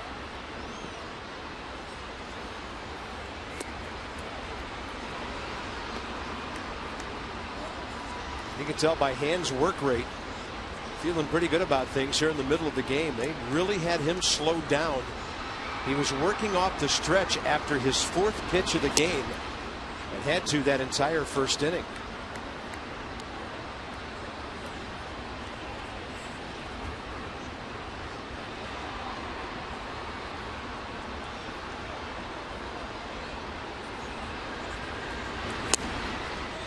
Fastball at the knees, 2-2. It's a good pitch by Hand, exactly where he wanted it. And a good take by Jason Worth. You swing at that, it's a ground ball. Let the count 2-1. You don't want to swing at a pitcher's pitch.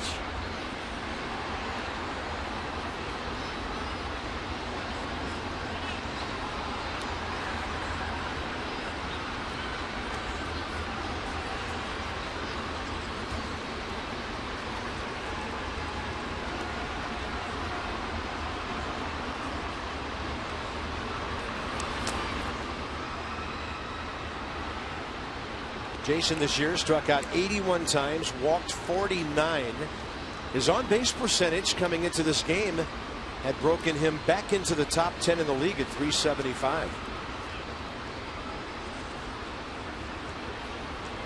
He's had a great July with 28 hits. And this one to deep short. Echeverria, long throw, short throw. Worth is out on a very close play. Well, you got to figure Jason Worth at 100% beats that.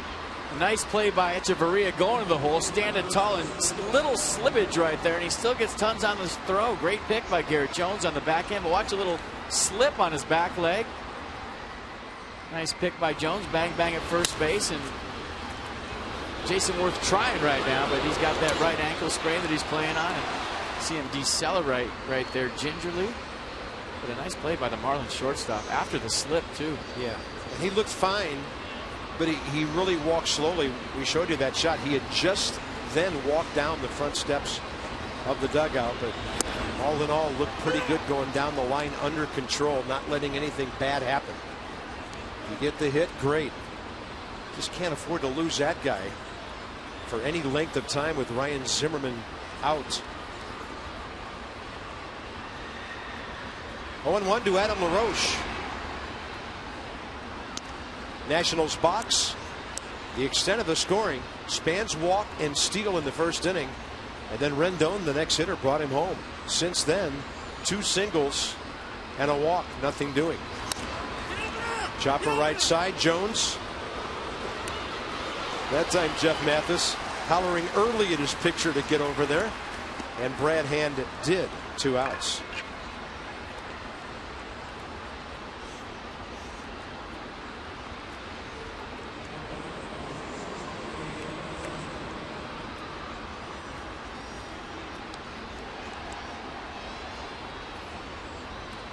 Well, he had 20 pitches after the first inning.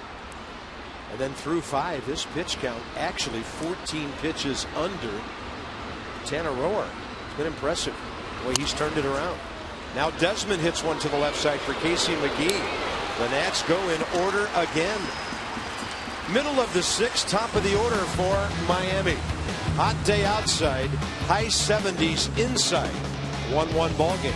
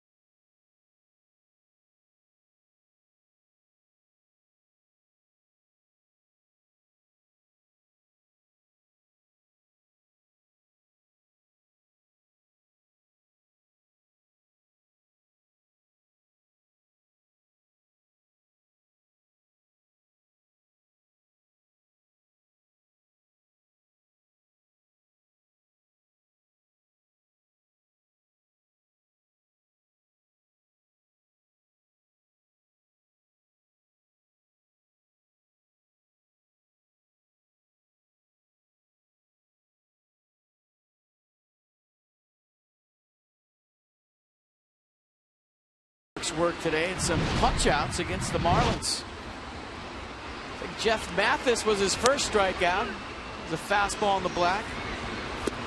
Watched it go by. Pretty good changeup right there to Christian Yelich. Then the off speed to Casey McGee, and then the short, tight slider to Marcell Ozuna for strike 3. The DC area Toyota dealers want to help children and their families by making a donation of $37 to the Children's Inn at NIH for every strikeout by a Nats pitcher this season.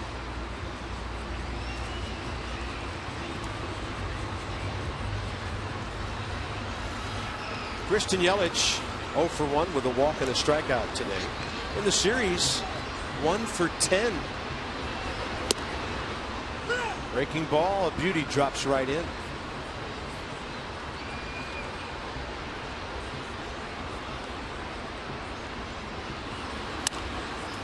Roark deflects, slows it down.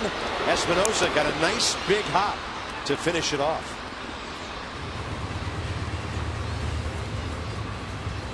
Jordani Valdespin, went yard last time up. Yeah, 3-2 fastball from Tanner Roark. You see the location mistake. Ramos set up outside. Lefty caught it. He got himself a souvenir. Be the coolest kid in class. Or camp or whatever. But even though they made that location mistake and it was on the other side of the plate, I'm sure the last thing Tanner Roark thought was Valdespin would go deep. He did. It was a good swing and it tied the game.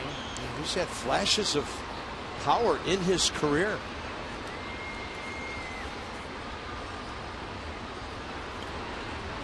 In early May of 2012, first big league hit was a pinch hit 3-run homer for the Mets against Jonathan Papelbon. He would go on to hit 4 more pinch home runs for New York that year. It's interesting in this series, Yelich, Stanton, and McGee, the 3 hitters you'd be thinking about the most when you're ready to face the Marlins. In this series, they're 4 for 28. It's some of the other guys that have really been tough at times on the Nats here. Well, that was the story of their 5-2 road trip, the best 7-game road trip in Marlins history. It wasn't the main characters, it was everybody else. It was Valdespin and Solano, and even Mathis had a big hit in that road trip. And who gave these guys a chance after Jose Fernandez got hurt? Well, I think I was the only one that gave him a chance in spring training. I thought they'd be the Nats' toughest competition in the National League East.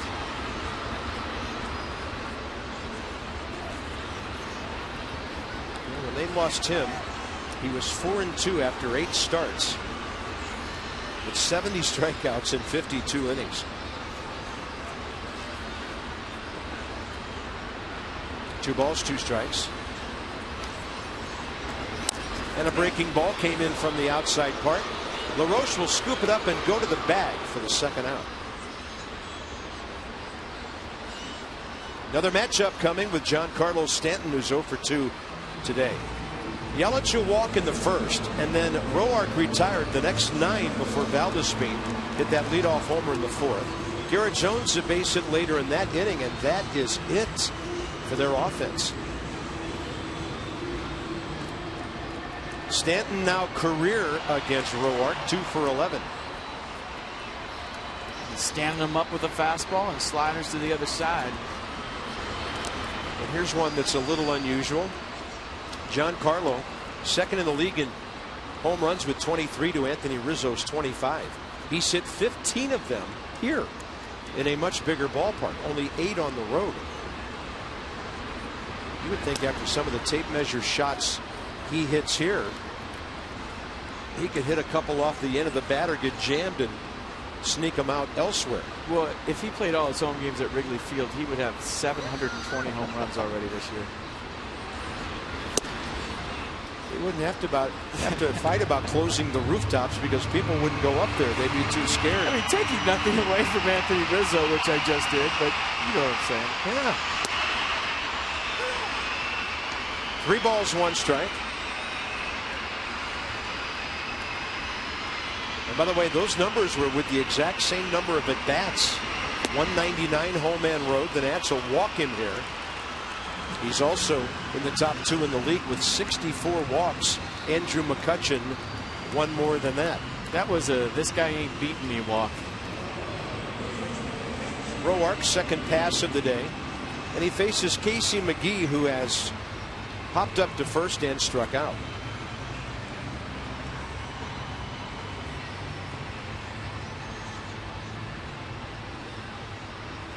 The most dangerous 2 home run guy in the league, Casey McGee.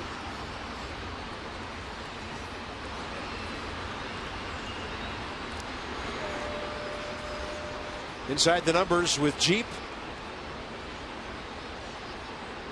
229 with runners on base. And when they make it to at least second, he's even better. I mean, from where I'm sitting, those are all really good.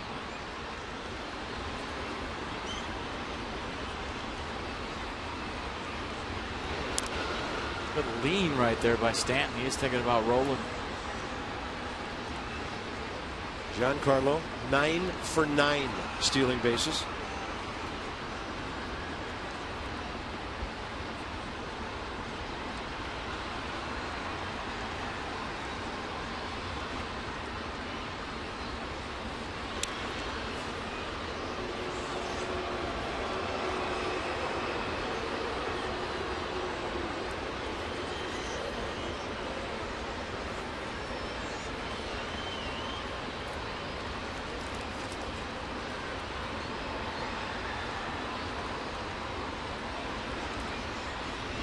He's on the move.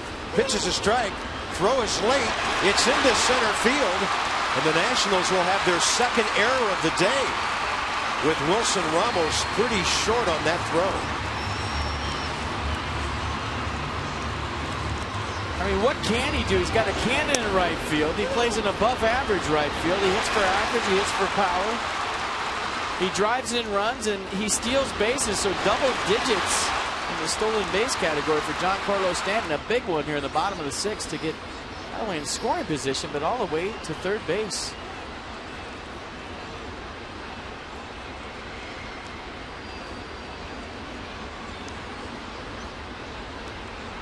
No balls, 1 strike to Casey McGee. Slider outside.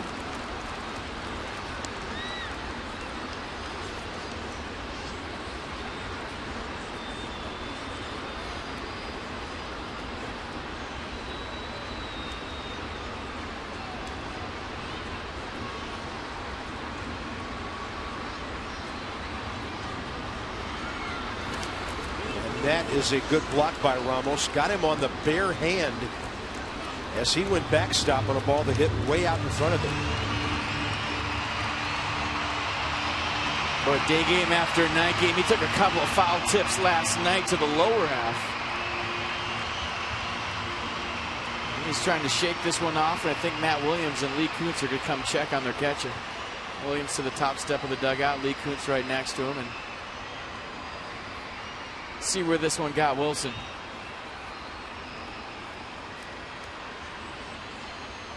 Yeah, right in the meat hand. You called it perfectly.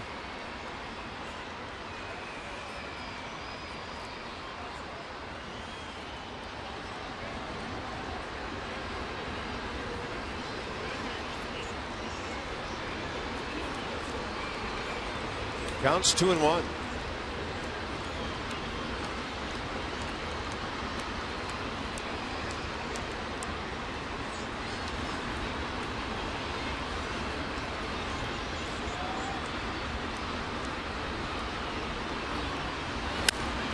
Roark will pop up McGee. Adam LaRoche approaching his own dugout. No problem. Nicely done. The 2-out walk, stolen base, and error do not hurt. Marlins have stranded just 3 runners today. Bryce Harper leads off, top of the 7th, 1-1 game.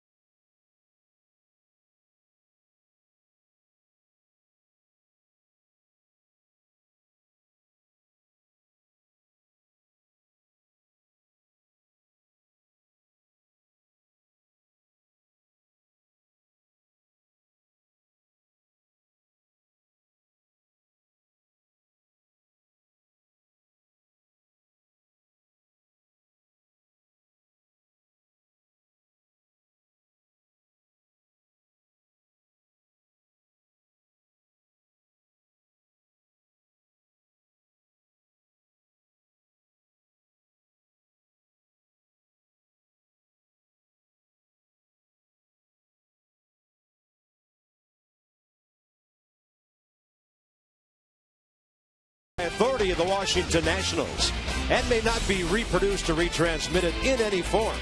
And the accounts and descriptions of this game may not be disseminated without the express written consent of the Washington Nationals. Indoors in Miami, Nats, Marlins all tied up. Harper, Ramos, Espinosa, 6, 7, 8. And the Honda due-up trio in this inning. What they've done on the trip. Rice has 4 hits in this series. Wilson Ramos still hunting his first. And Danny Espinosa 2 for 9 here in Miami.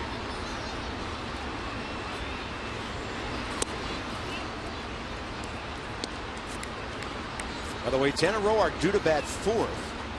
He's in command here. He's thrown 100 pitches in 6 innings.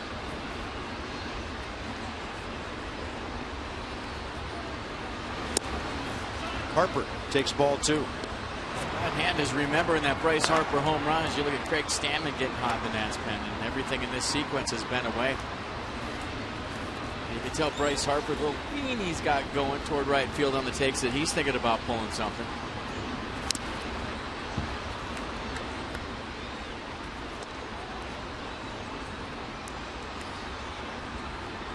Tell himself to stay through it, don't pull off. See that little practice swing right there with his front hand.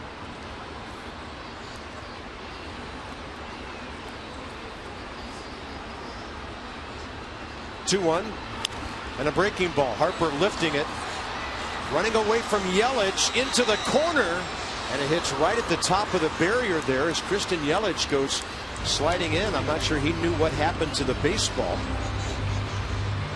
And there again, as the padding ends above the playing field, there's some dangerous hard material at the bottom of that wall. Left knee right into it. Yeah, how big is your wall? 10 feet. We'll give you 9 feet of padding. I mean, it's that way everywhere in baseball. Yeah, I just that don't get cement thing under there where we've seen so many guys stick their cleats in there and almost get hurt.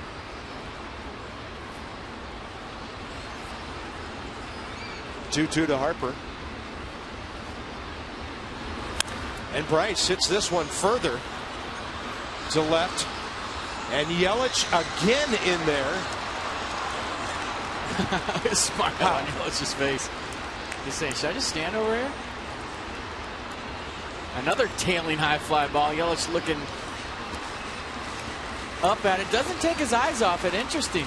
Probably knows his own ballpark well enough where he doesn't have to, but a lot of times you see an outfielder kind of peek at where that wall is real quick. And Bryce Harper jacks this one to deep center. Ozuna back. Catches that ball at least 400 feet away. Good swing by Harper. Just a huge ballpark. Look at all the real estate in center field here.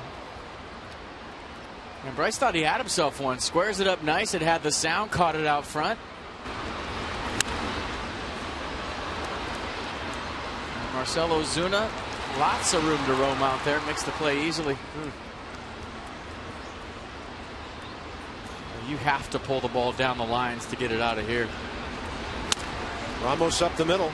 Over to his right, Valdespin. Bad throw. Good pick, Garrett Jones, 2 outs. All right, here's your AT&T fan photo we promised you earlier in the game. A little souvenir for the couple at Nats Park. How about that? Down the right field line. Baseball to take home with you. That's great.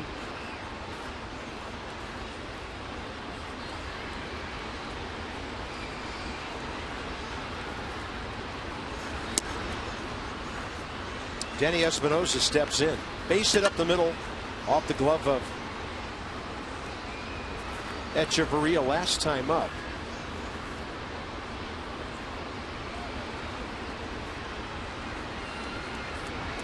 And it could be a decoy. But Tanner Roark is not on deck. Scott Hairston is. As mentioned, Roark threw 100 pitches, 66 strikes.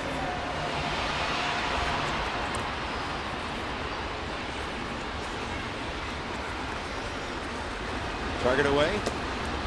2-1.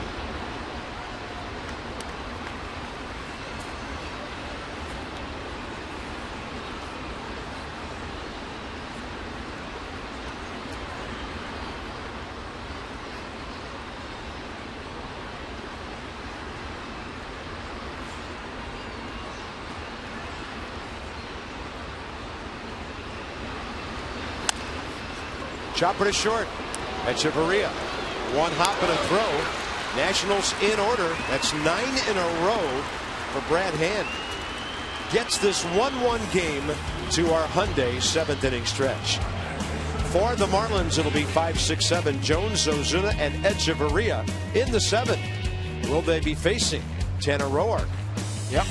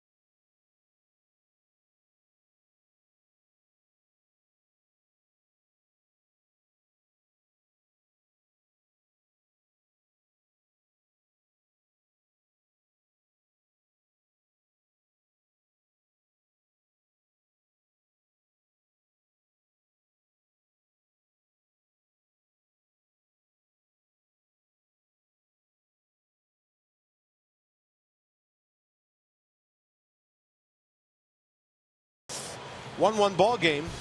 We invite you to participate. It's the Harris Teeter Food Drive at the ballpark this weekend. Benefits the Capital Area Food Bank.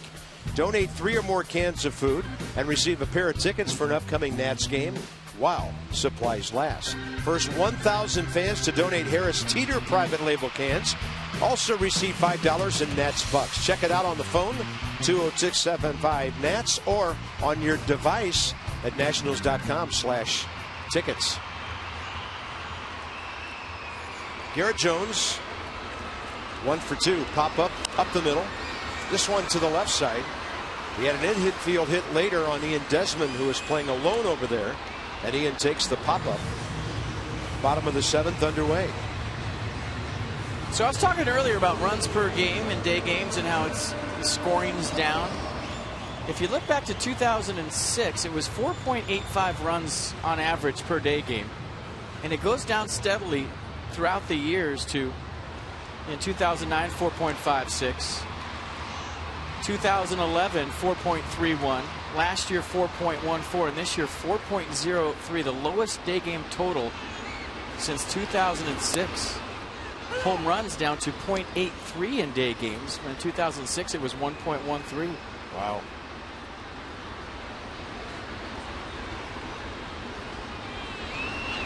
And the average too, Carp. In 2006, the batting average in day games, 267. 2014, the lowest it's been, 248. Well, revealing numbers. And just as an aside, not that this influences anything in terms of what happens after first pitch, but very few teams take batting practice before day games anymore. Guys will get their work done in the cage.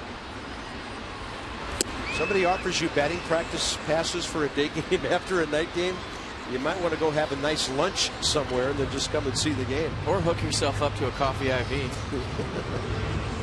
Marcell Ozuna down on strikes, and this is number 6 for Tanner Roark. Okay, elevated fastball. Ozuna goes up with him. Tanner Roark gets a strikeout after being in limbo land in the dugout. If Hairston hit, he was out of the game. Hairston didn't. He's back in the game. Talk to pitchers. That's not an easy thing.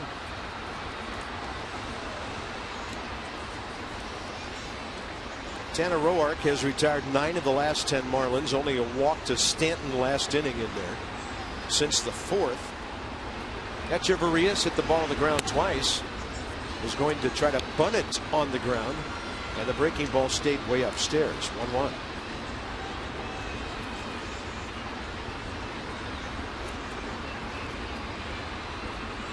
Target in means heater, right? Jammed him. Espinosa couldn't get up high enough. Good job by Adeiny Echeverria, fighting one off. And the Marlins have only their 3rd hit. Yeah, a little inside out swing right here from the Marlins shortstop. Nice piece of hitting. It was elevated, so that might give you an idea where Tanner Roark is. He's been down the zone, this one up, and Echeverria able to get it over Danny Espinosa's head. And you would think somewhere in this sequence he's thinking about getting to second base. Reed Johnson on deck, who's become a pinch hitter extraordinaire for this ball club. Echeverria, not a great percentage, 7 of 11 stealing. I'm watching him get out into his lead, and in a 1-1 game in the bottom of the 7th inning, he's still putting his batting gloves on in the middle of his lead. I mean, ideally, you want to steal second early here and have your hitter have a chance to drive you in.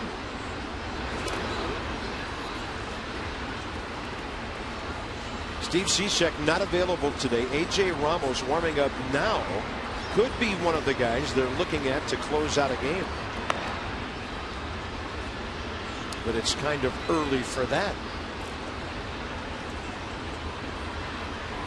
Anticipating hitting for their pitcher next if the inning continues. So right now Brad Hand's in that same limbo that Roark was last inning. Now, there's a lot of reasons to go right here, and obviously Tanner Roark going to try to keep Echeverria close at first base.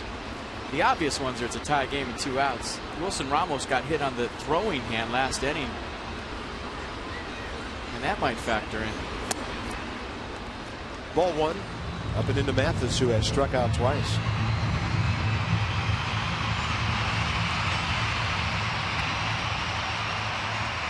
Ross Detweiler.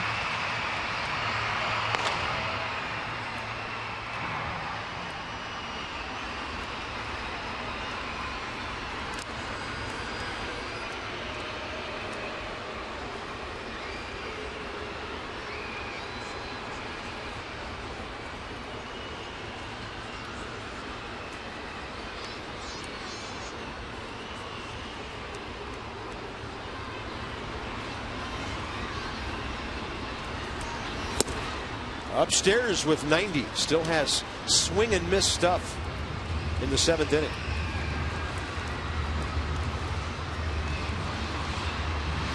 Well, the Nats are the best in Major League Baseball throwing out runners. They're 22 of 57. That's 38.6%. Cardinals are second. That might have something to do with Echeverria hanging out at first base, but I'm thinking a 2-strike count. He might be thinking about going. Yeah, it's a pretty big lead. Takes a couple of steps and holds, and now he can go get his glove with his teammates. Tanner Roark doing his thing once again. Wow. 7 innings, 7 strikeouts. A run on just 3 hits. This guy deserves a W if they can score in the 8th.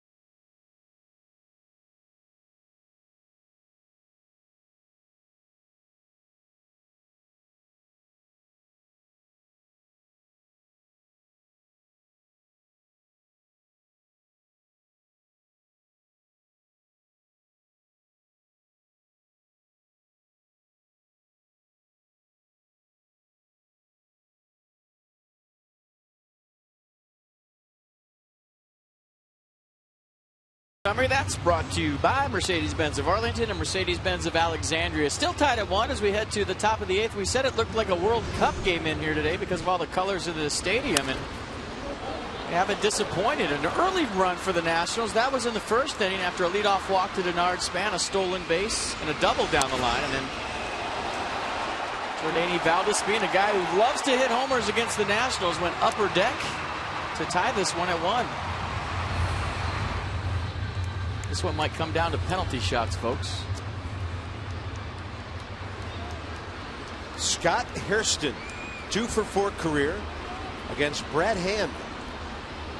Leads off in the 8th. Made his living against lefties, and it's up and away for a ball.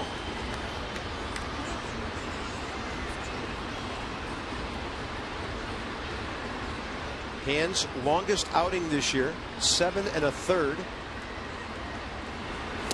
That was last time out at Houston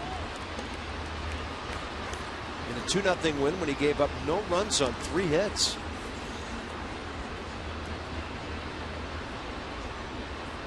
So that's a season high and career high. And a good take by Scott Hairston gets the count in his favor.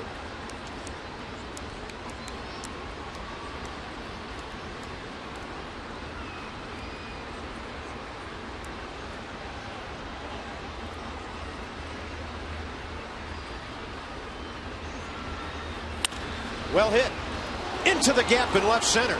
Hairston's going to round the bag aggressively here. He's going for 2. Yelich throw late. It's a leadoff pinch double for Scott Hairston. Good hustle. And I don't know how, but Danny Echeverria almost caught this ball. Talk about some kind of ups. Watch him jump for this. serious leaping ability, almost robbed Hairston of a double, and then Yelich over with the spin move, and Hairston does a nice job at not even hesitating coming around first base. He's thinking double right out of the box. Good turn at first base, doesn't get too wide, shortens the distance, and a leadoff double for the Nationals, and that's going to do it for Brad Hand. A nice outing for the Marlins lefty. Chuck Hernandez, the pitching coach, to the mound. I thought that was Redmond, my bad. Why would they go get him at the left-on-left matchup they want? But this is up to Denard Span to get Hairston at third base.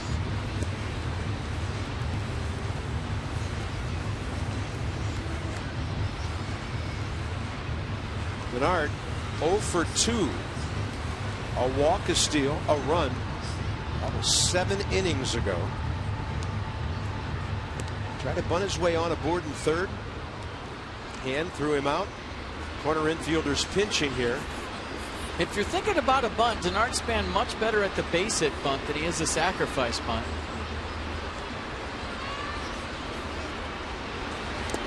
And if you're wondering why, well, you know, base hit bunters square late. That's what they're used to. And sometimes when you talk to guys that are good base hit bunters, when they sacrifice, they get out there too early and they get nervous. Trying to get a win here for Tanner Roark, who for the 4th consecutive start has gone 7 innings while giving up 1 earned run.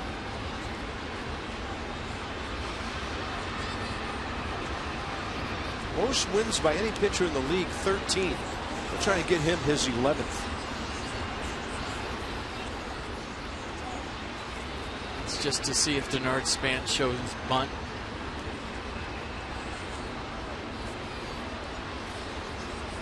.112 pitches, 75 strikes.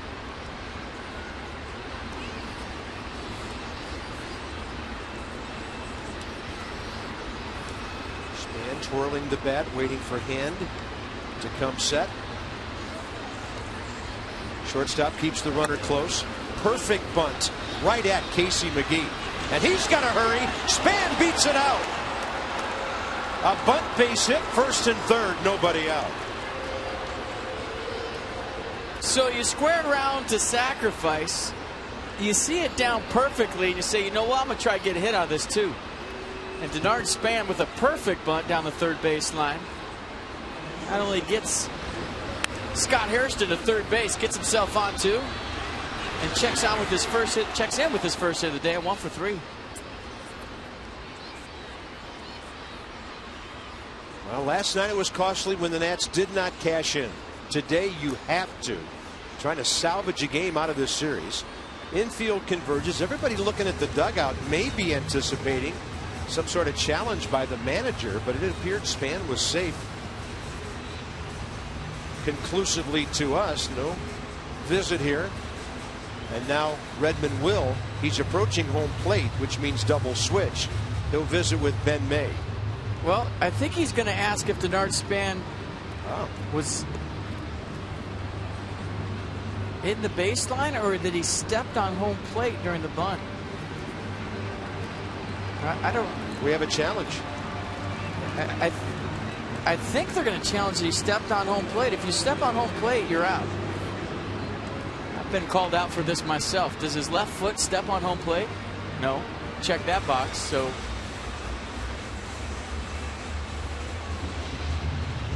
Or the safe out call at first base. Bang, bang here. Probably the latter. But it was very close at first base. That's probably why Mike Redmond went out and talked to first base umpire Jeff Kellum. And to overturn it would have to be conclusive.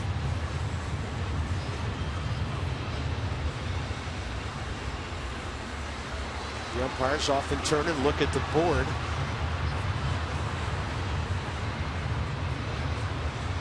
This may be one of those plays, as I look at the video board up there, where the rule that the ball has to be in the pocket of the glove and not just inside the leather may help out the Nats. He might have been out. But as we've seen, it has to be beyond a shadow of a doubt.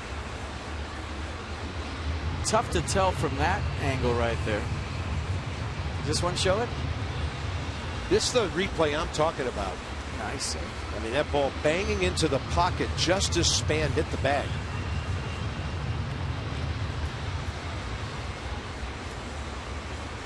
As you might remember earlier in the season when things were still being figured out, a ball considered inside the fingers of the glove was considered a catch, and that was really complicating things. And it now has to be the back of the glove. Got to be in. Is it in the back of the glove?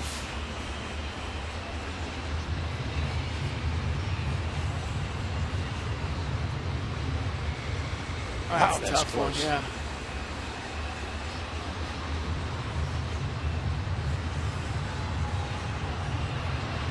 I don't think it's enough to overturn, but you never know. These things get squirrely sometimes. It's a long way from here to New York. Yeah. And in New York, they have gigantic TV screens that are all HD.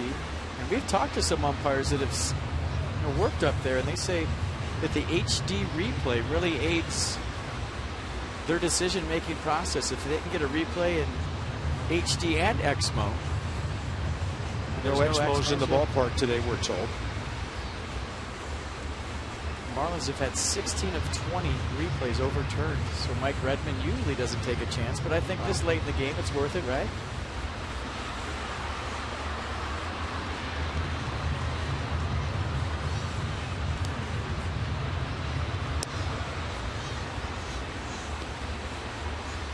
And here we go.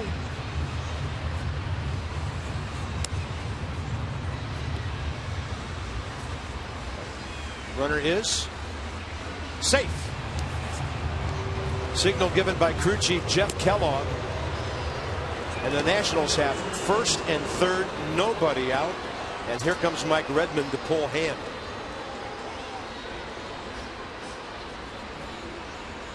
First time today the Nationals have 2 hits in an inning. And here it comes back to back, leading off the 8th. Ranhad had quite a day. Tanner Roark, quite a day. One of them is going to be unlucky this afternoon.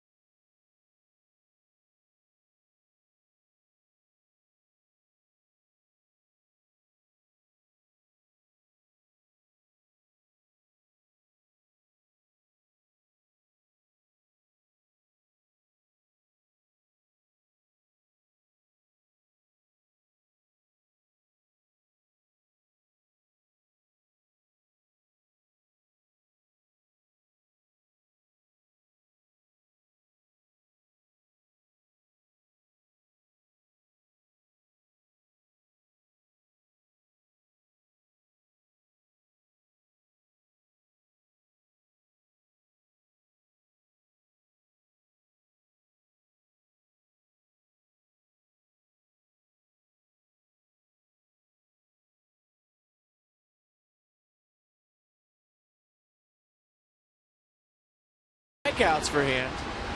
112 pitches, 75 of those for strikes. Kept the Nationals off balance all day. And Tanner Roark doing his thing once again. 7 innings, 3 hits. He struck out 7 Marlins. And who's been more consistent than Tanner Roark?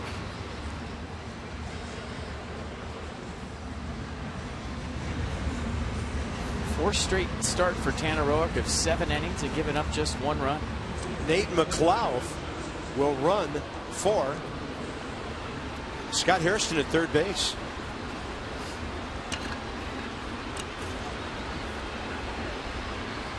Anthony Rendon 1 for 3 career against A.J. Ramos. The Nationals have to score here. Late innings on the road trying to salvage one, and the breaking ball is in there. Nice curve at 77. Ramos fastball 91, slider 79, curveball 75 occasionally, and lots of changeups at 83.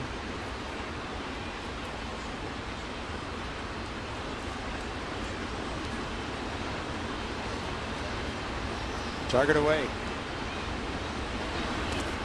Breaking ball. It hit the ground and then hit Rendon to stay close to Mathis. Bernard Span had designs for a moment on advancing. 2-2. On the top of the 8th inning, tie ball game. Mike Redmond with his infield in. Obviously can't sacrifice a double play for a run this late, so he's trying to cut down Nate McLouth at the plate. And Ramos has been hot. Last 16 games, 17 2/3 innings, just one earned run. That's a 0.51 ERA over his last 16. Target outer edge. Span running. Rendon taking. Can't believe the call. Span steals second, his second of the day, 20th of the year, and Anthony is astounded that that was strike 2. But you never see emotion from Anthony Rendon on a ball or strike call. He just figures, I'll get you anyways. But watch this one. Sets up down and away. It's up and in. And Mathis pulls it all the way back. And anytime a catcher pulls it that much, he's telling you he doesn't think it's a strike. But look at that move with the glove by Mathis. 1-2 pitch. Trick Ben May, that's for sure. Rendon out to center. Ball carrying. Ozuna. McLouth down the line a few steps. 1 out. Not going to run on that arm from that range.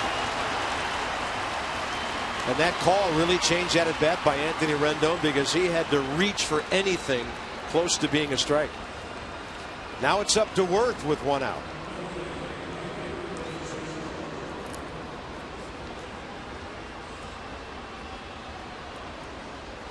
Usually with a defensive catcher like Jeff Mathis, he'll just simply turn the glove, turn the wrist a little bit to try to make a strike look like more of a strike. But whenever you see a catcher pull his glove like this, watch him pull it. Boom. I mean, he moved that glove 4 inches. So he's telling you he thought that was way inside. And you usually don't see a catcher with those kind of defensive skills do that, but it worked. Jason Worth is 0 for 6 career against Ramos with a pair of walks. Off the plate, inside.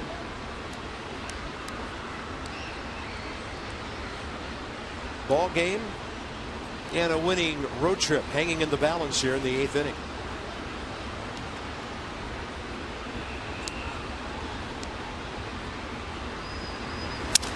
Worth breaking his bat. Ball well placed on the left field line. Here comes McLouth. He will score. The Nats take the lead. Jason Worth breaking his bat, hitting it far enough to drive in his 59th run. Give Matt Williams a lot of credit for getting Nate McLouth into games about a step faster than Scott Hairston. And I don't know if he hit it deep enough to score McLouth, but he hit it far enough to Christian Yelich's right that he had to go for it, regroup that he had to run so far. And by the time he set up, Nate McLouth scores easily. But the fact that Yelich had to go so far for that ball was the difference. If that was hit right to him, might have been interesting. Nice job. Strong man hit that ball. And a this, broken of course, bat, sack fly puts the Nats ahead. Pardon me, Pete. This, of course, sets up the bullpen now. As opposed to a tie game. Adam LaRoche now with a runner in scoring position. Span looking for his 56th run batted in. And against Ramos, he's 0 for 7. Well, the bat died a hero. We'll see how big a hero it died. Jason Worth just muscled one out there for the sac fly. So there's your bullpen. First of all, Tyler Clippard, 8th inning.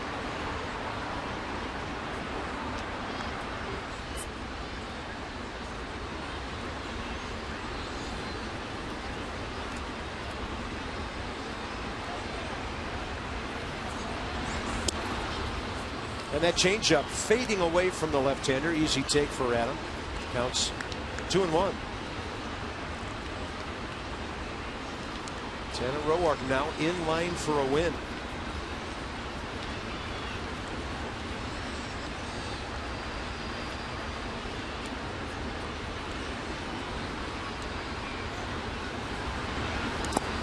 Ball in the dirt, and Denard Span goes to third. Thinking about scoring. Mathis was trotting to the ball and then realized what was happening.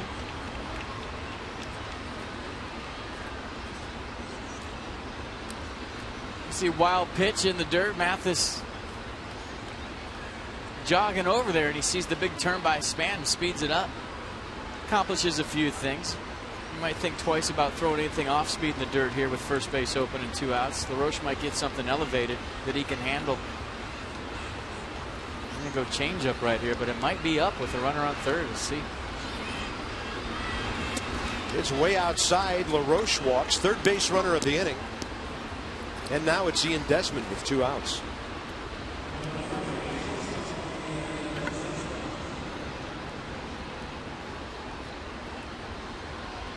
It's a 4th time that A.J. Ramos has walked Adam LaRoche in their matchups.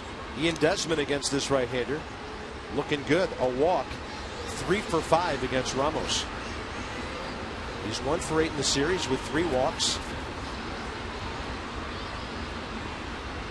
Trying to give that bullpen another run to work with.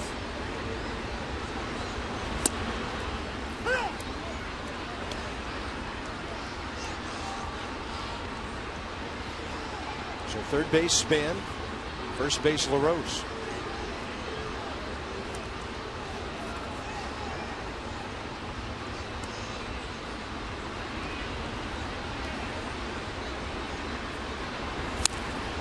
Big swing. By the way, rain pelting the ballpark. Outside, we are safe and sound and dry, uninterrupted right here in the 8th inning.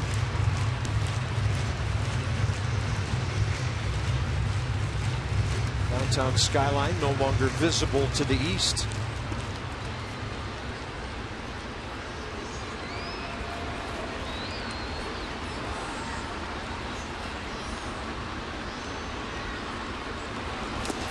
On the move, LaRoche. Got to be a stolen base. Expected an off-speed delivery there. And Adam LaRoche is 2 for 4. Oh, pardon me. He's looking at Harper's numbers right above him.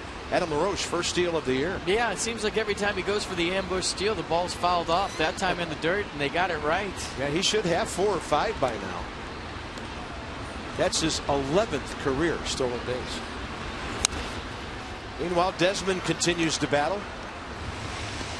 So the Nationals 2 stolen bases this inning, 3 in the game, 2 by Span.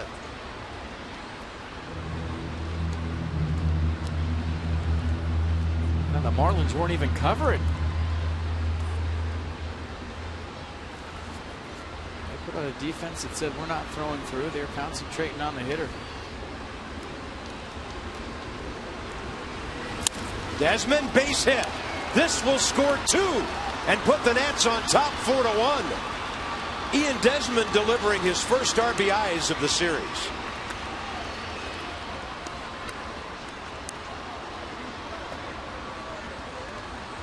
That was huge. I mean, everything this inning, from the leadoff double off the bench from Scott Hairston, the bench getting involved, sparking everything up. Denard Span's sacrifice bunt that turned into a base hit bunt. Jason Worth's sac fly. Adam LaRoche walking. Ambush steal the second base. And now the big blow. A 2-out double by Ian Desmond makes this a 4-1 game. Nicely done, Ian Desmond. Yeah, Bryce Harper faces a right-hander. He's 1 for 2 career. And I don't know what happened to Bryce coming out of the box, but he didn't run down the first baseline. So the Nats score 3. RBIs by Worth on the sac fly. Desmond adds 2.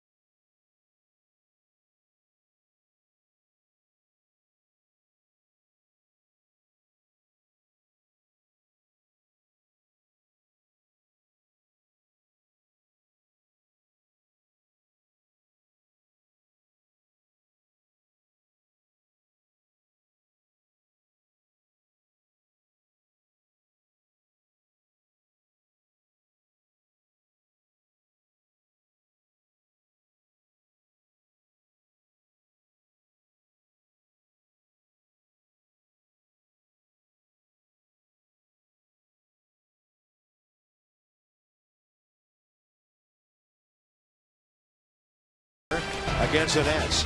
This season, he's 4-5, and he's only made 12 starts, but he will always give you a battle, and so will Gio. Gonzalez is 5-3 against the Phillies with a 2.48 ERA. Nass and 2 tomorrow night. We'll get you going at 6:30 from the studio, and FP and I will join you from that place called Nationals Park at 7 o'clock. Where is that again? 1501 South Capitol Street, Southeast. All right. I have to put it on my phone and the GPS to figure out how to get there. Tyler Clippard. There's the RBIs. Takes over in the 8th.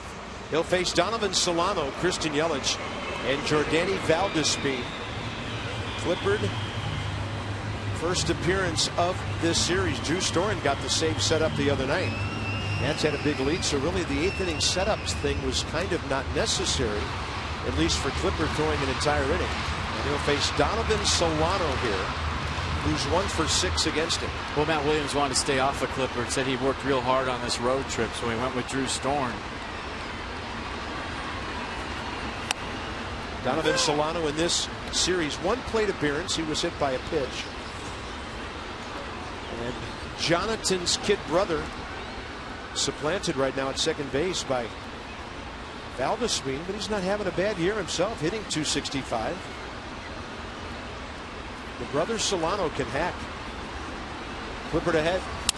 He throws him the breaking ball out to left center. Span's going to get there.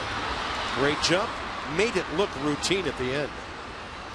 All right, fans, follow every Nationals game with MLB.com app on your favorite mobile phone or tablet. Get live look-ins, instant replays, scores, stats, audio, free MLB.tv game of the day, and more. Download on the App Store. Visit Nationals.com today. Tyler Clippard against the Miami Marlins in this ballpark. And this goes back to the old football stadium. He's just basically given them nothing in nearly 30 innings of career work. Christian Yelich, foul ball off to the left side. I talked to Clip yesterday about that curveball he throws and why sometimes it pops out of there and goes all the way to the screen. He said, FB, I just grip it as hard as I can. I really choke it in the back of my hand. And sometimes it just pops out of there, and I can tell halfway through my delivery that it's going to do that. I don't know if you've ever taken a golf swing where you're halfway in your swing and you know you're going to shank it. He says with that curveball, he's halfway through his delivery. He knows it's going to the screen. There's nothing he can do about it. And I said, well, you would think it would be that splitter feature now that would go to the screen every once in a while. I said, no, but for some reason I just spread my fingers, throw it as hard as I can. It's turned out to be a nasty pitch.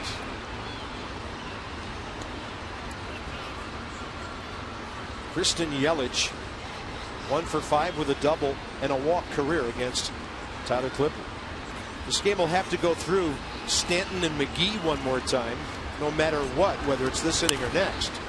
So those add-on runs provided by Ian Desmond, just really big. Especially when you look back on the first game of this series and what's transpired, the more runs you get, obviously, the better. Some big guns waiting in the Marlins dugout. 1-2 to Yelich.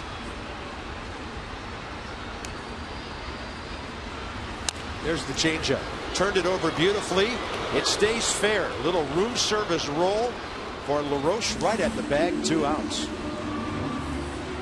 Next up, Jordani Valdespin.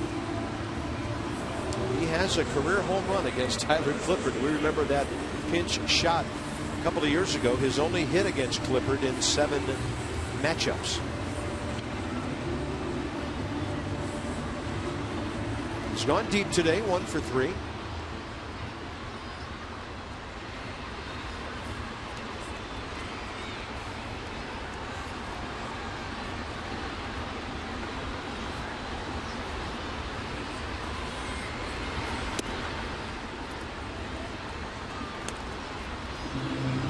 Besides the home runs that Valdespin hit off the bench against the Nats when he was a Met, I remember you and I joking that we were happy that Terry Collins started Valdespin a couple of games so that he wouldn't be available.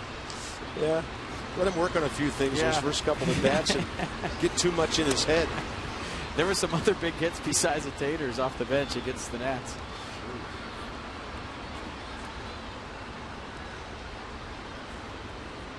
The guy can hit. He can run. Hopefully he's toned down some of the things that got him in a bit of a disfavor up in New York. Well, you grow up, you learn. You mature, and I'm sure he has. Wouldn't be here if he wasn't. 2-0 pitch. And the fastball catches the top of the zone near the inner edge.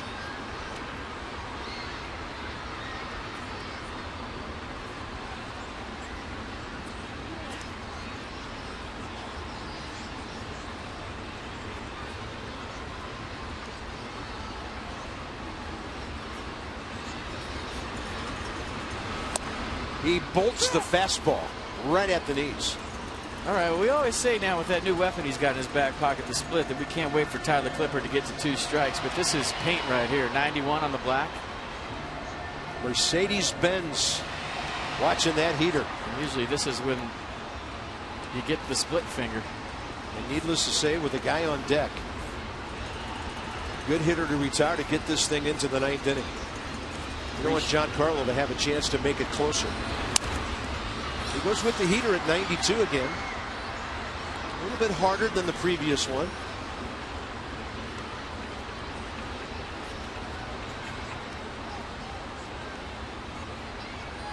He went 3 shakes to get to that heater too.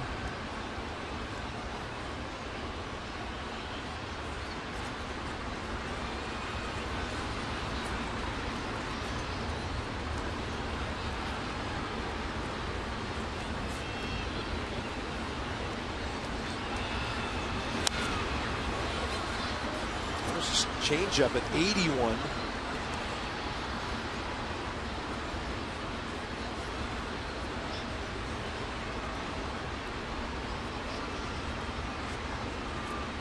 Five o'clock, Mid-Atlantic Sports Report. Plenty to look back on. We'll be talking about some possible deals being made tomorrow. Mid-Atlantic Sports Report, 5 o'clock tonight. And Clippard with another changeup, and you can hear the disgust of the hitter. He knew he'd been had. Ramos able to hold on, and what else is new? A 1-2-3 8th inning for one of the great setup men in baseball.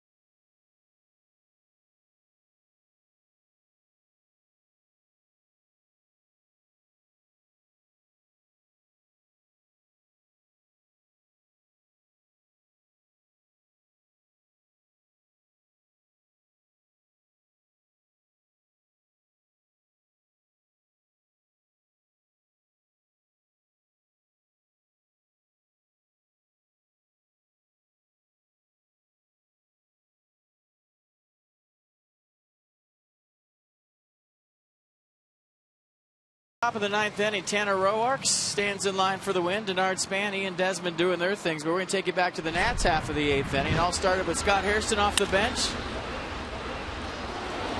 with a leadoff hustle double. So the Secret Service get involved off the bench. And then Nate McLouth would pinch run for Scott Hairston, scoring the Jason Worth man sack fly with the broken bat. And then Ian Desmond with 2 outs after Adam LaRoche stolen base. Don't sleep on that. Couple of RBIs with the double, and it makes it 4-1. By the way, that was Scott Hairston's 4th pinch hit of the year. The Nationals' 21st. And those have been hard to come by for the last month or two. Left-hander Dan Jennings has made one appearance in this series. He was in for the 6th inning on Monday night and got Anthony Rendon after the Nats had batted around. Only batter he faced. So leading off here in the 9th, Wilson Ramos. And Jennings a 2-pitch guy. Fastball, slider. Fastball averages 93. The slider 83. There's a 14-pitch, 11-strike 8th inning for Tyler Clippard.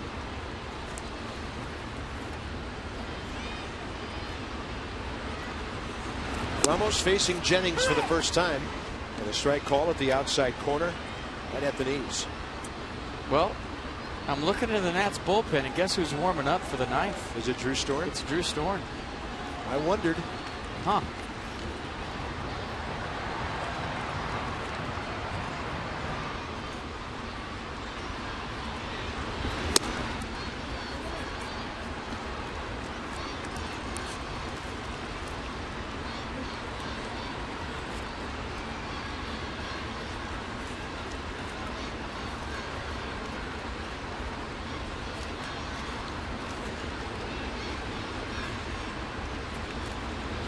And a 1-1.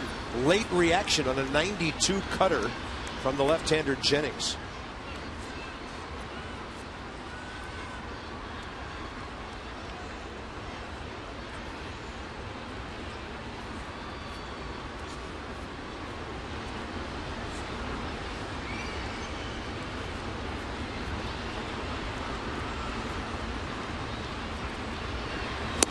And Wilson looks at the fastball fading away. 2 balls, 2 strikes. So Soriano worked 3 of the last 4 games going into yesterday, but he had yesterday off.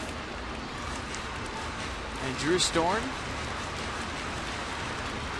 regardless of what happens here in the 9th, you think he's coming in. 3-run lead, 4-run lead, 5-run lead. But I think the news is that he's going to get a chance for a save if it stays like it is. Strike call. Ramos didn't like it. Walks away without a word. 1 out, top of the 9th. Last save for Drew Storm was August 22nd of last year. The 55th of his big league career.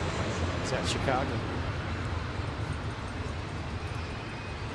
Danny Espinosa 1 for 3 today.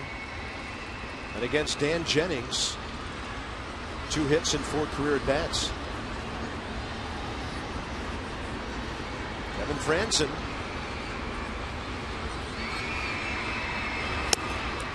Espinosa had the 2-run single up the middle against Jennings on Monday night. Capped off that rally to put the Nats up by 6. So here we are 2 days later, 4-1 ball game in the 9th. Target away. He's worked that side of the plate pretty well so far.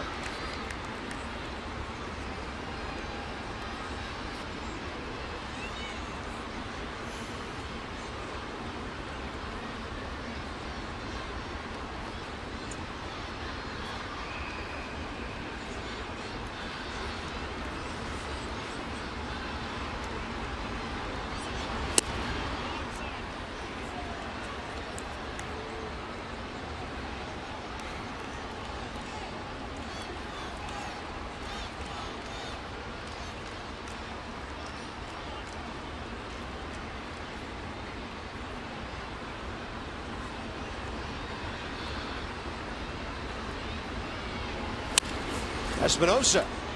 That's going to drop into left field in front of Christian Yelich. But Danny Espinosa has his 2nd hit today, 3rd of the series. And we'll see if Matt Williams gets aggressive with a base runner here in the 9th inning. Tough against a lefty. We'll see. Well, 2 for Danny might get him in there against the lefty tomorrow. Washington, D.C. Lexus dealers are donating $250 to the Children's National Medical Center for every home run a Nats player hits this year. So the well's been dry recently. It's for a wonderful cause, Lexus, the pursuit of perfection. Kevin Franzen career 0 for 5 against Dan Jennings. And Espinosa steps out to a pretty good lead. Takes 1 step back toward the bag as he comes set. Strike one, inside edge to Franzen.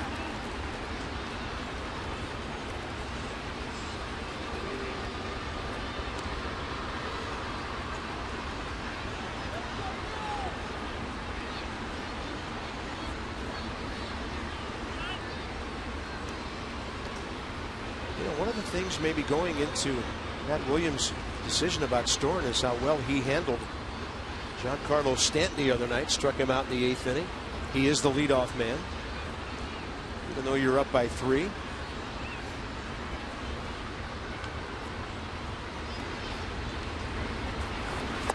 Well, Matt Williams is going to get asked after the game. He's really good at squashing things. So for whatever reason, we may not know 100%, but could be 3 out of the 4 for Soriano. That's probably what he's going to tell everybody, but it could be for obvious reasons as well. The team's got your number. A team's got your number. And Soriano struggled the other night. Maybe he just wants to see what Drew can do with the save opportunity. Who knows? Could be face value. It could be deeper. We don't know.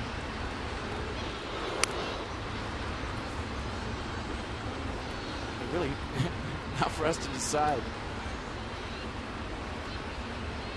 I know this, Drew Storen's earned an opportunity. No doubt about that. Based on what he's done this year. Well said. 0-2 to Franzen.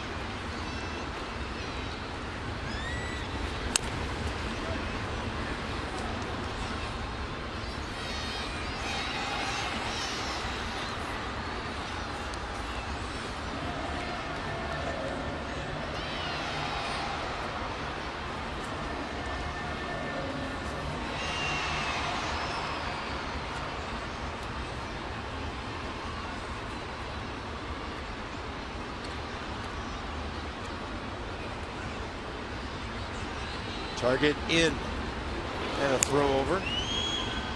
Garrett Jones was about 2 steps toward the pitcher's mound. Took that throw nowhere near the bag. And maybe anticipating an off-speed pitch. The Danny Espinosa might be looking to run.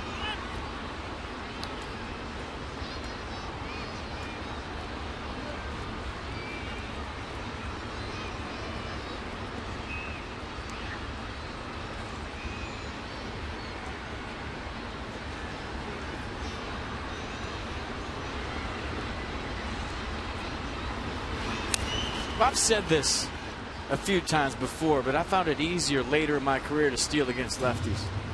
And the reason why is most lefties don't read whether you're going or not. They predetermine they're either going home or they're picking off to first. 95% of the time the pickoff comes from the bench. If you can get the pickoff sign that the catcher gives the pitcher, when you get out your lead, you peek. And if you see the pickoff sign, you know he's coming over. You see any other pitch, you go first move as soon as he picks up his right leg. Franzen to left. That ball's well hit. Yelich going back, and he's on the full run when he grabs it at the edge of the track. Danny Espinosa at second base has to return 2 outs. It's about as well hit as any ball to left field we've seen in this series by the Nats. Yeah, good call. Caught it out front, kept his hands back, stayed through the off speed, and Yelich has a nice running catch. Going away from home plate. Good at bat by Franzen. Nothing to show. Nice play by the Marlins left fielder, and something in that tunnel is going to pay the price. 5th plate appearance by Denard Span today. He's walked, he's bunted for a hit, he has stolen 2 bases, and he has scored twice. Span in the top 10 in the league in runs with 66.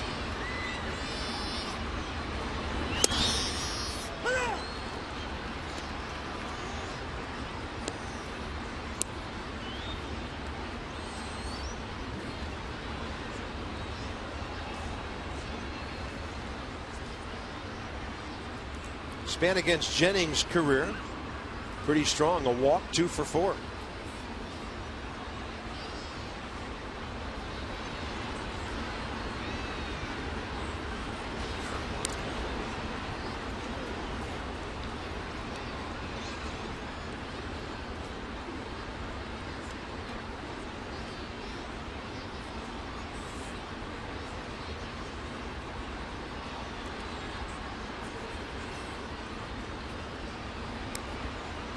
Denard dictates the pace of his ABs. Lefty waiting for him. Short lead by Espinosa.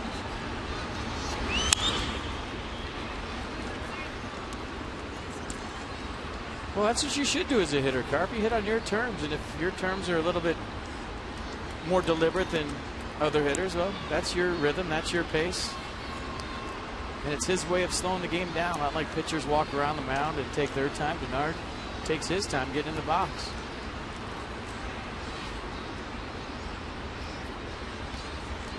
Got a routine with his hand in the air. Make sure he doesn't get quick pitch. Looks down.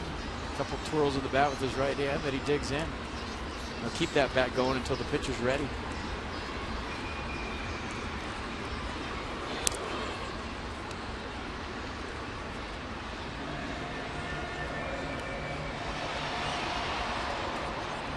I don't think it's the same every time, but it's similar. A practice swing, then he'll call timeout so he doesn't get quick pitched. Hand up in the air, head down, couple of twirls.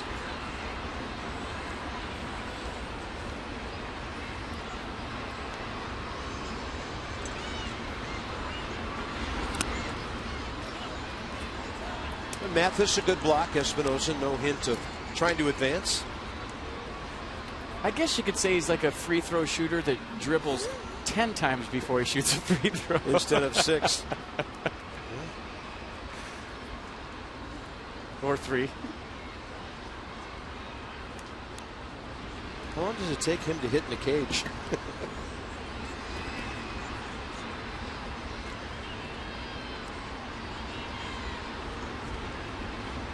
One and two with 2 outs.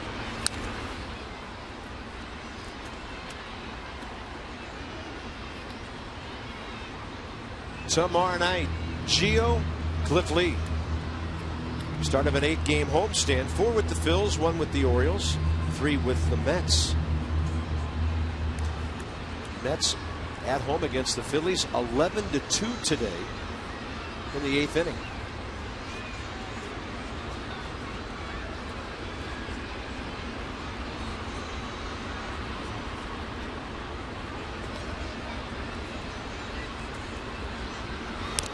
Cliff Lee may or may not be there tomorrow. Who knows? Possible. You're right. Game starts at 7. Deadline's at 4. Yeah. And that's, again, as we talked earlier, why that deadline is late afternoon and not during or before, right before ball games. We know that lefty will be there. He's not going anywhere. 1 and 2 to Span. And Denard takes it low and away. He might be willing himself to a 2-out walk here, making it tough on Jennings to put an end to this 9th. Drew Storn should be ready by now. Better be.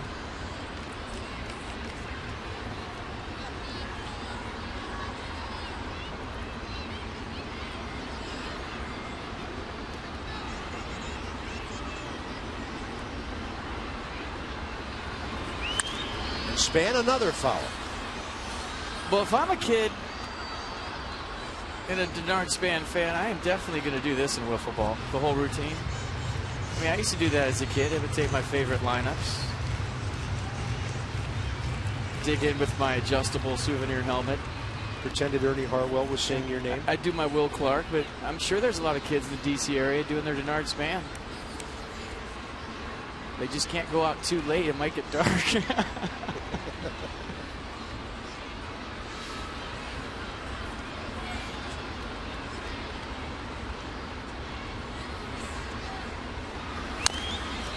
High chopper and foul. Dinner bell rings and Denard says, "Mom, it's 2 and 2. I can't." Well, his mom Wanda's here for the series. She is. And she used to do everything for Denard. Take him to all of his sports. Raised him and his brother. Big influence in Denard's life. Has helped him through a lot of stuff. And obviously his biggest fan and vice versa.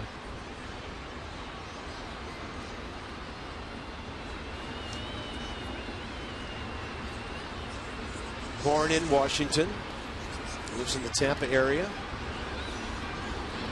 And a 2-2.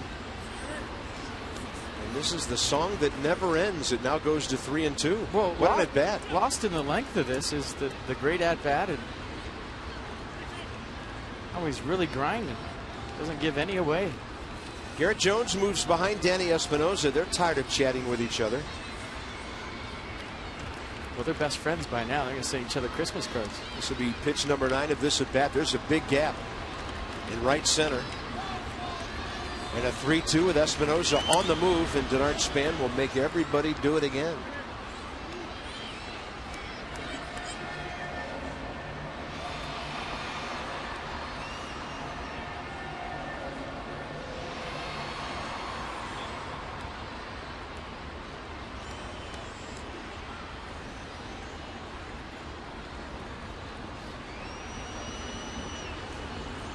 Pretty good target practice here by Dan Jennings. He may not be available for the Cincinnati series. Espinosa, huge lead. And Span will take ball 4. What an at bat. He did will himself to a walk. His second of the day, his 4th of this series.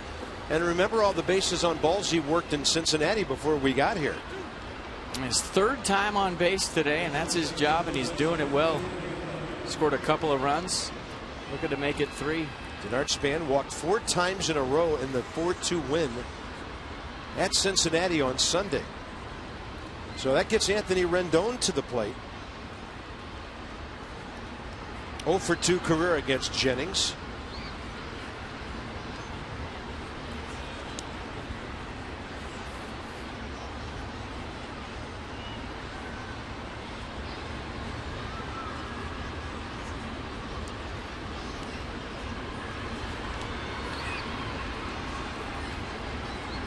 Jennings, a long look at Espinosa before delivering a fastball up. I'm being told that was a 6-minute and 40-second at bat by Denard Span, and he ended it with a walk. Nicely done.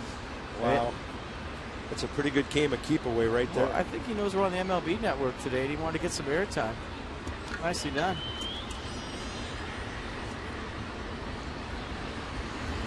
Rendon started, stopped. It's a called strike. Counts even, 1-1. Another reminder in the bottom of the 9th. With Drew Storen ready, Stanton, McGee, and Garrett Jones for Miami.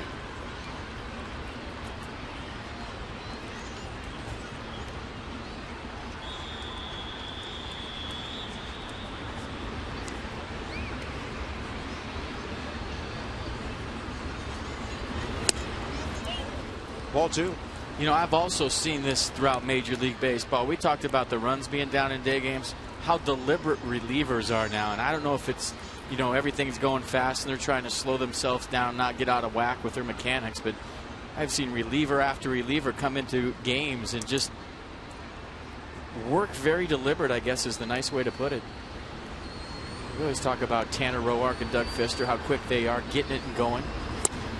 I would say right now the Marlins defense is anything but on their toes. Jennings now 2-2 on Anthony Rendon, who's 1 for 4 with a double today. Drove in a run in the first after Span led off with a walk, stole second. And then a shot right over the third base bag brought him in.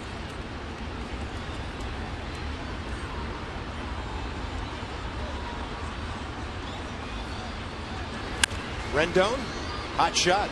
Echeverria to Valdespin. The Nats lead 2. They stranded 7. And here comes Drew Storen in a position for career save number 56.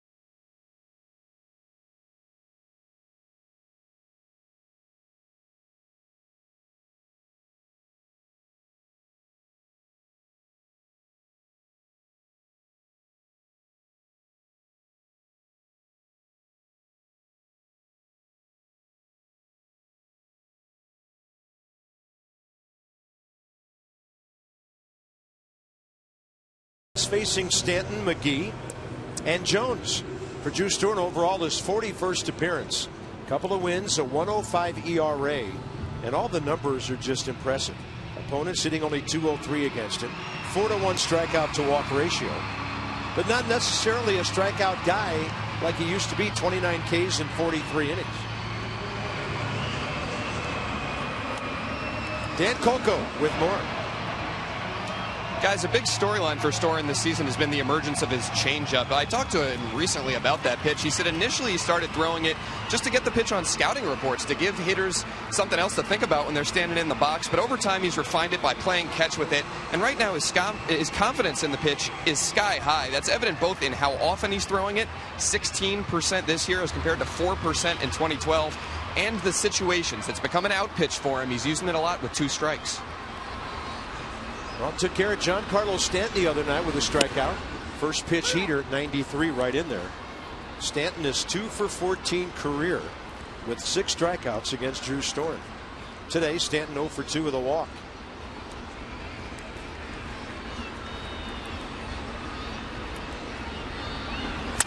Slider hit the other way and hit well and gone. Into the bullpen, it's 4-2.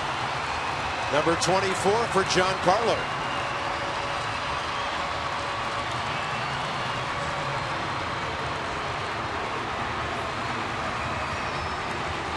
Well, if you remember the other night, he got Stanton out the slider. Hitters don't forget. So what did Stanton do right here? He sat on the slider. Took a first pitch fastball for a strike. Knew that if Drew Storen got to strike 1, he was going to go with the slider. Didn't try to pull it. Went the other way. Some kind of strong. Some kind of strong. RBI number 72 on his 24th home run, and that's his 22nd home run against the Nationals in his career, and his 53rd RBI. Now it's up and in to Drew Storen. Drew Storen to Casey McGee.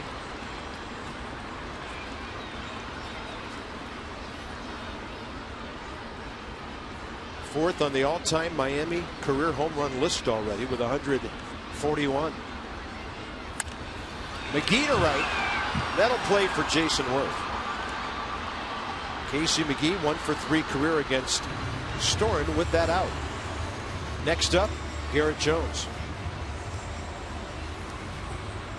You know, I don't think Matt Williams has any problem with the Stanton home run. You know, as a manager, what you have problems with in the 9th inning is free base runners. When you start putting guys on for free, start walking guys like happened the other night, you know, that's something you can't control as a manager, and it's frustrating. So, you know, obviously, goal number 1 for your closer to throw strikes, and Stanton, who's seen fastball in, slider away for 3 days now, made the adjustment. He's a good hitter for a reason. Yeah, that walk started the avalanche, didn't it? Garrett Jones 1 for 3 today against Drew Storen, career 1 for 1.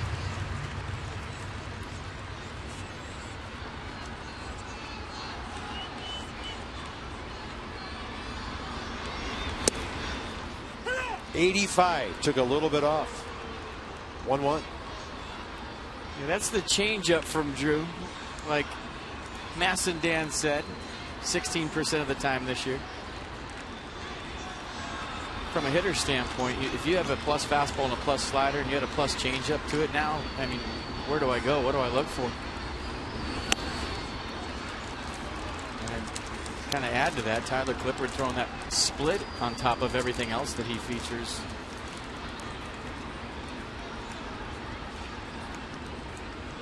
But you got to stay ahead of the curve at this level and keep finding ways to get hitters out.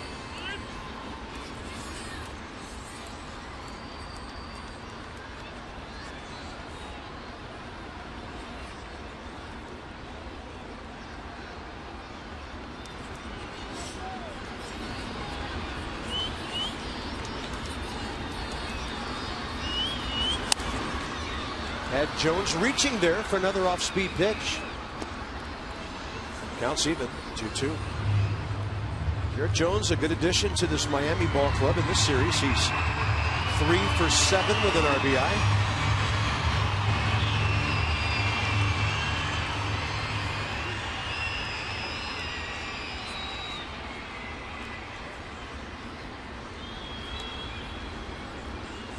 And Storen throws a ground ball out into right. Espinosa with that strong arm on the shift. 2 down.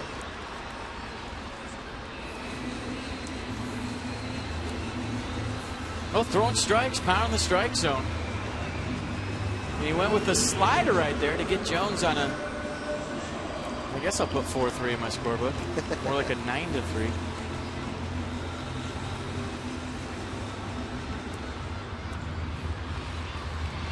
Marcell Ozuna 0 for 3 today in the series, 2 for 11.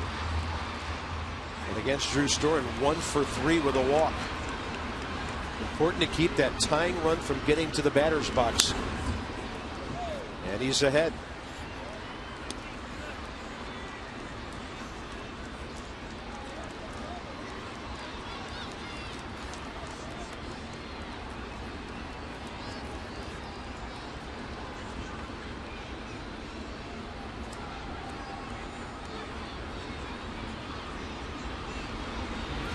Throwing strikes. Busted bat. That's a hit. And it's a good thing Ian Desmond held on. Don't want that runner to advance any further. And now it'll be Echeverria. The Marlins are dying hard in this series. Well, I'm friends with the Marlins hitting coach, Frank Menachino. He's done a wonderful job with this offense all season long in his first year as their hitting coach. And I texted him after the game the other night. I said, you know, you guys battle, and he said, we don't quit, FP. There's Frank right there, former teammate of mine in Oakland.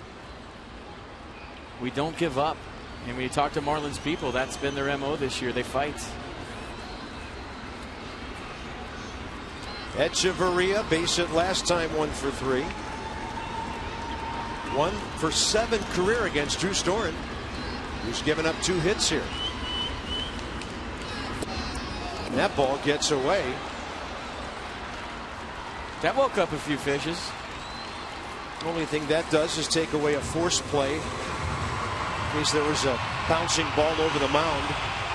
Still, it's batter, pitcher here, tying run.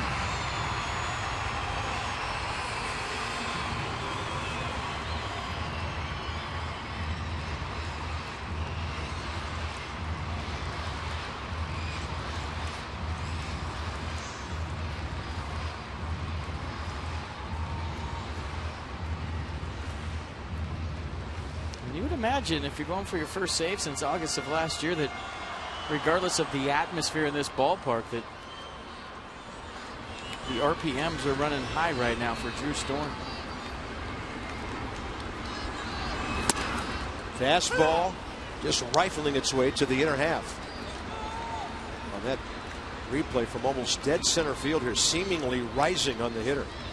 Counts even, 1-1.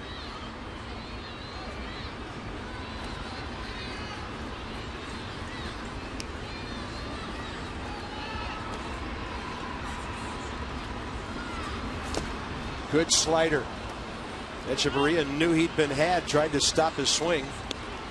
1 ball, 2 strikes. I'm no major league scout, but I'm going to say throw that one again.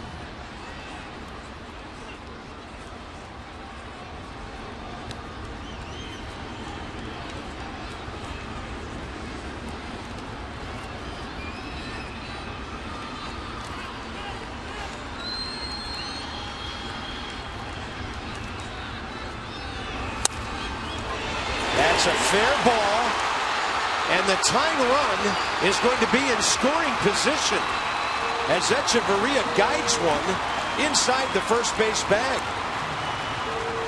They don't quit. They're not going away.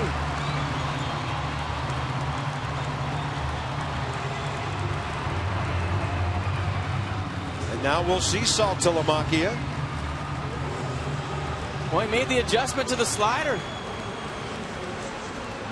And he was thinking what I was thinking. He has to throw that pitch again, right? I just looked bad on it. I swung at one in the dirt. He's going to try to double up on it. Echeverria made the adjustment, slapped it down the right field line. 15th double of the year. More importantly, the tie and run in scoring position. And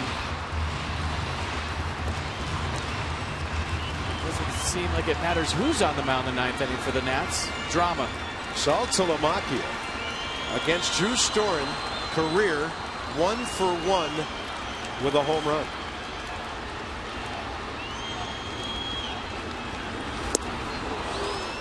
Betting first pitch fastball, didn't get it. Good slider under the hands.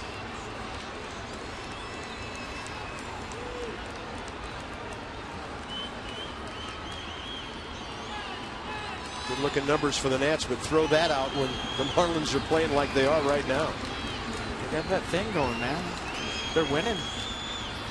They don't give up. As soon as they get a base runner on, they think, here we come. There is the fastball, but it's up and in. Saltalamacchia started the first 2 games of the series. He went 1 for 6 with an RBI.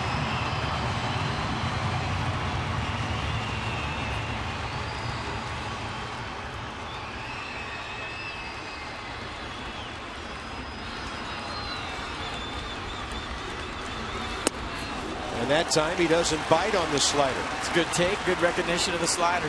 One of the best pinch hitters in the league is on deck if this thing goes farther. Pitcher spot due up. Reed Johnson waiting, hitting .302 as a pinch hitter.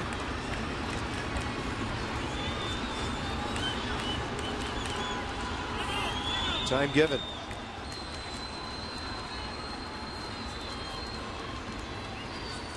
4-3 Nats with 2 outs in the 9th.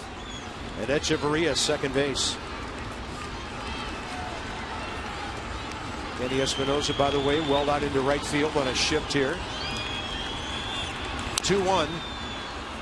And on the 86, he had the hitter reaching. But I'm not saying that Echeverria is doing anything at second base, but anytime you have a middle infielder out there for that length of time, you get sequences. You know what catchers use. It's such a big part of this ball game. You'll see catchers a lot of times run out, talk to the pitcher, and go no sign. Just in case, you know, if there's a catcher, a second baseman, or a shortstop on second, they figured it out. 2-2 pitch. Close. Fastball just couldn't run back to get that edge, and the count's full. But I think he locked him up. But it was just off the plate in. Storn wanted it, didn't get it. It was clearly a ball. Here we go. 6th hitter of this inning. You don't have to throw a strike in this situation necessarily. Ball 4. 86. Drew Storen thought he had a strikeout. Now the potential winning runs aboard. And it'll be Reed Johnson. Well, maybe going with the right-on-right matchup with first base open and 2 outs. Storn thought he had it. He took a step to his own dugout, and an excitable type. That's why Steve McCaddy's out there right now to calm down his right-hander and tell him, hey, trust your stuff, make a pitch, we get on the plane.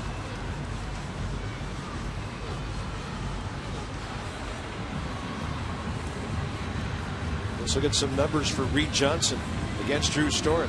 1 for 3 career. And as I mentioned, Reed Johnson in this series, it's been a tough out. He's 2 for 2 as a pinch hitter, 13 for 43 this year, batting .302.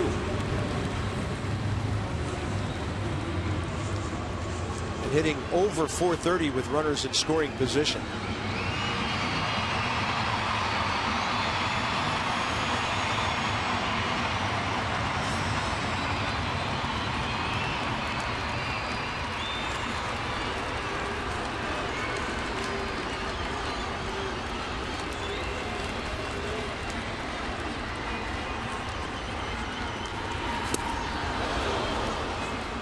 Drew able to get another first pitch strike on the slider to a right-handed batter, front door. Well, big stop by Ramos. It looked like that ball, a little more movement on it. It looked like Wilson was kind of peeking out to second base, too. That gets by him. The go-ahead run gets into scoring position.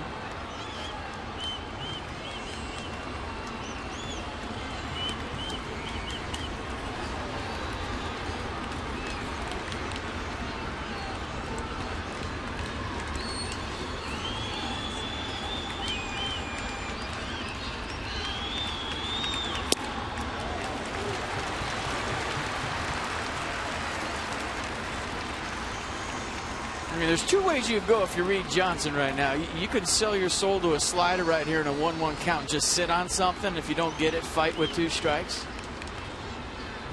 Or You do the same thing with a fastball, but right here coming off the bench, you're guessing. You got a pitch to guess with. You can be reactionary with 2 strikes, but right now Reed Johnson is sitting on one or the other. 1-1 pitch. Slider. Had a hand flying off the bat as he tried to reach it, and a foul tip. Well, he sat on the fastball and got the slider. You could tell by the swing. Didn't recognize it at all. Look at him going out to get the heater. He's spent, and the slider breaks the other way. Now you spread out, choke up, and put it in play any way you can. Drew Storen within 1 strike of a victory again.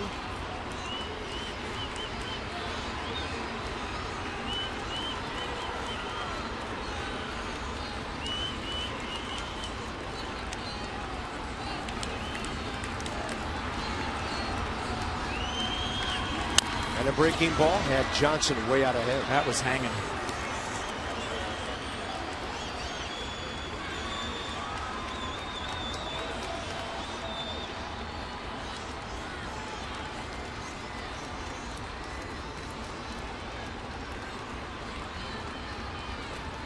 So he wanted to be a big league manager. It's tough to come by, especially on the road.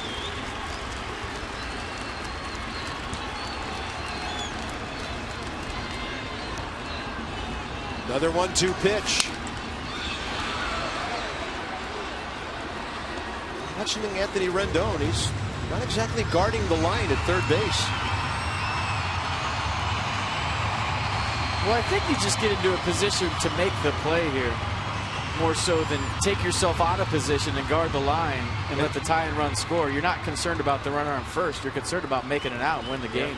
It was interesting. Saltalamacchia, second catcher into the game today. They didn't have anybody really to pinch run for him in this situation in case this game would go on. 1 ball, 2 strikes with 2 outs again.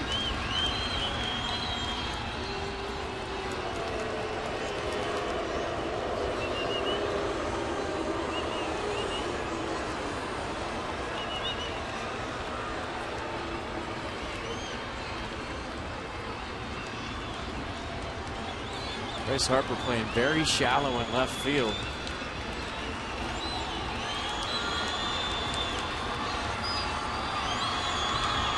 And a 1-2 bounced out to Rendon. Espinosa, the Nats hold on to win. Right at the stroke of 4 o'clock. They go 5-4 on this road trip, and they go 28-27 on the road. And for Drew Storen, his first save of the year.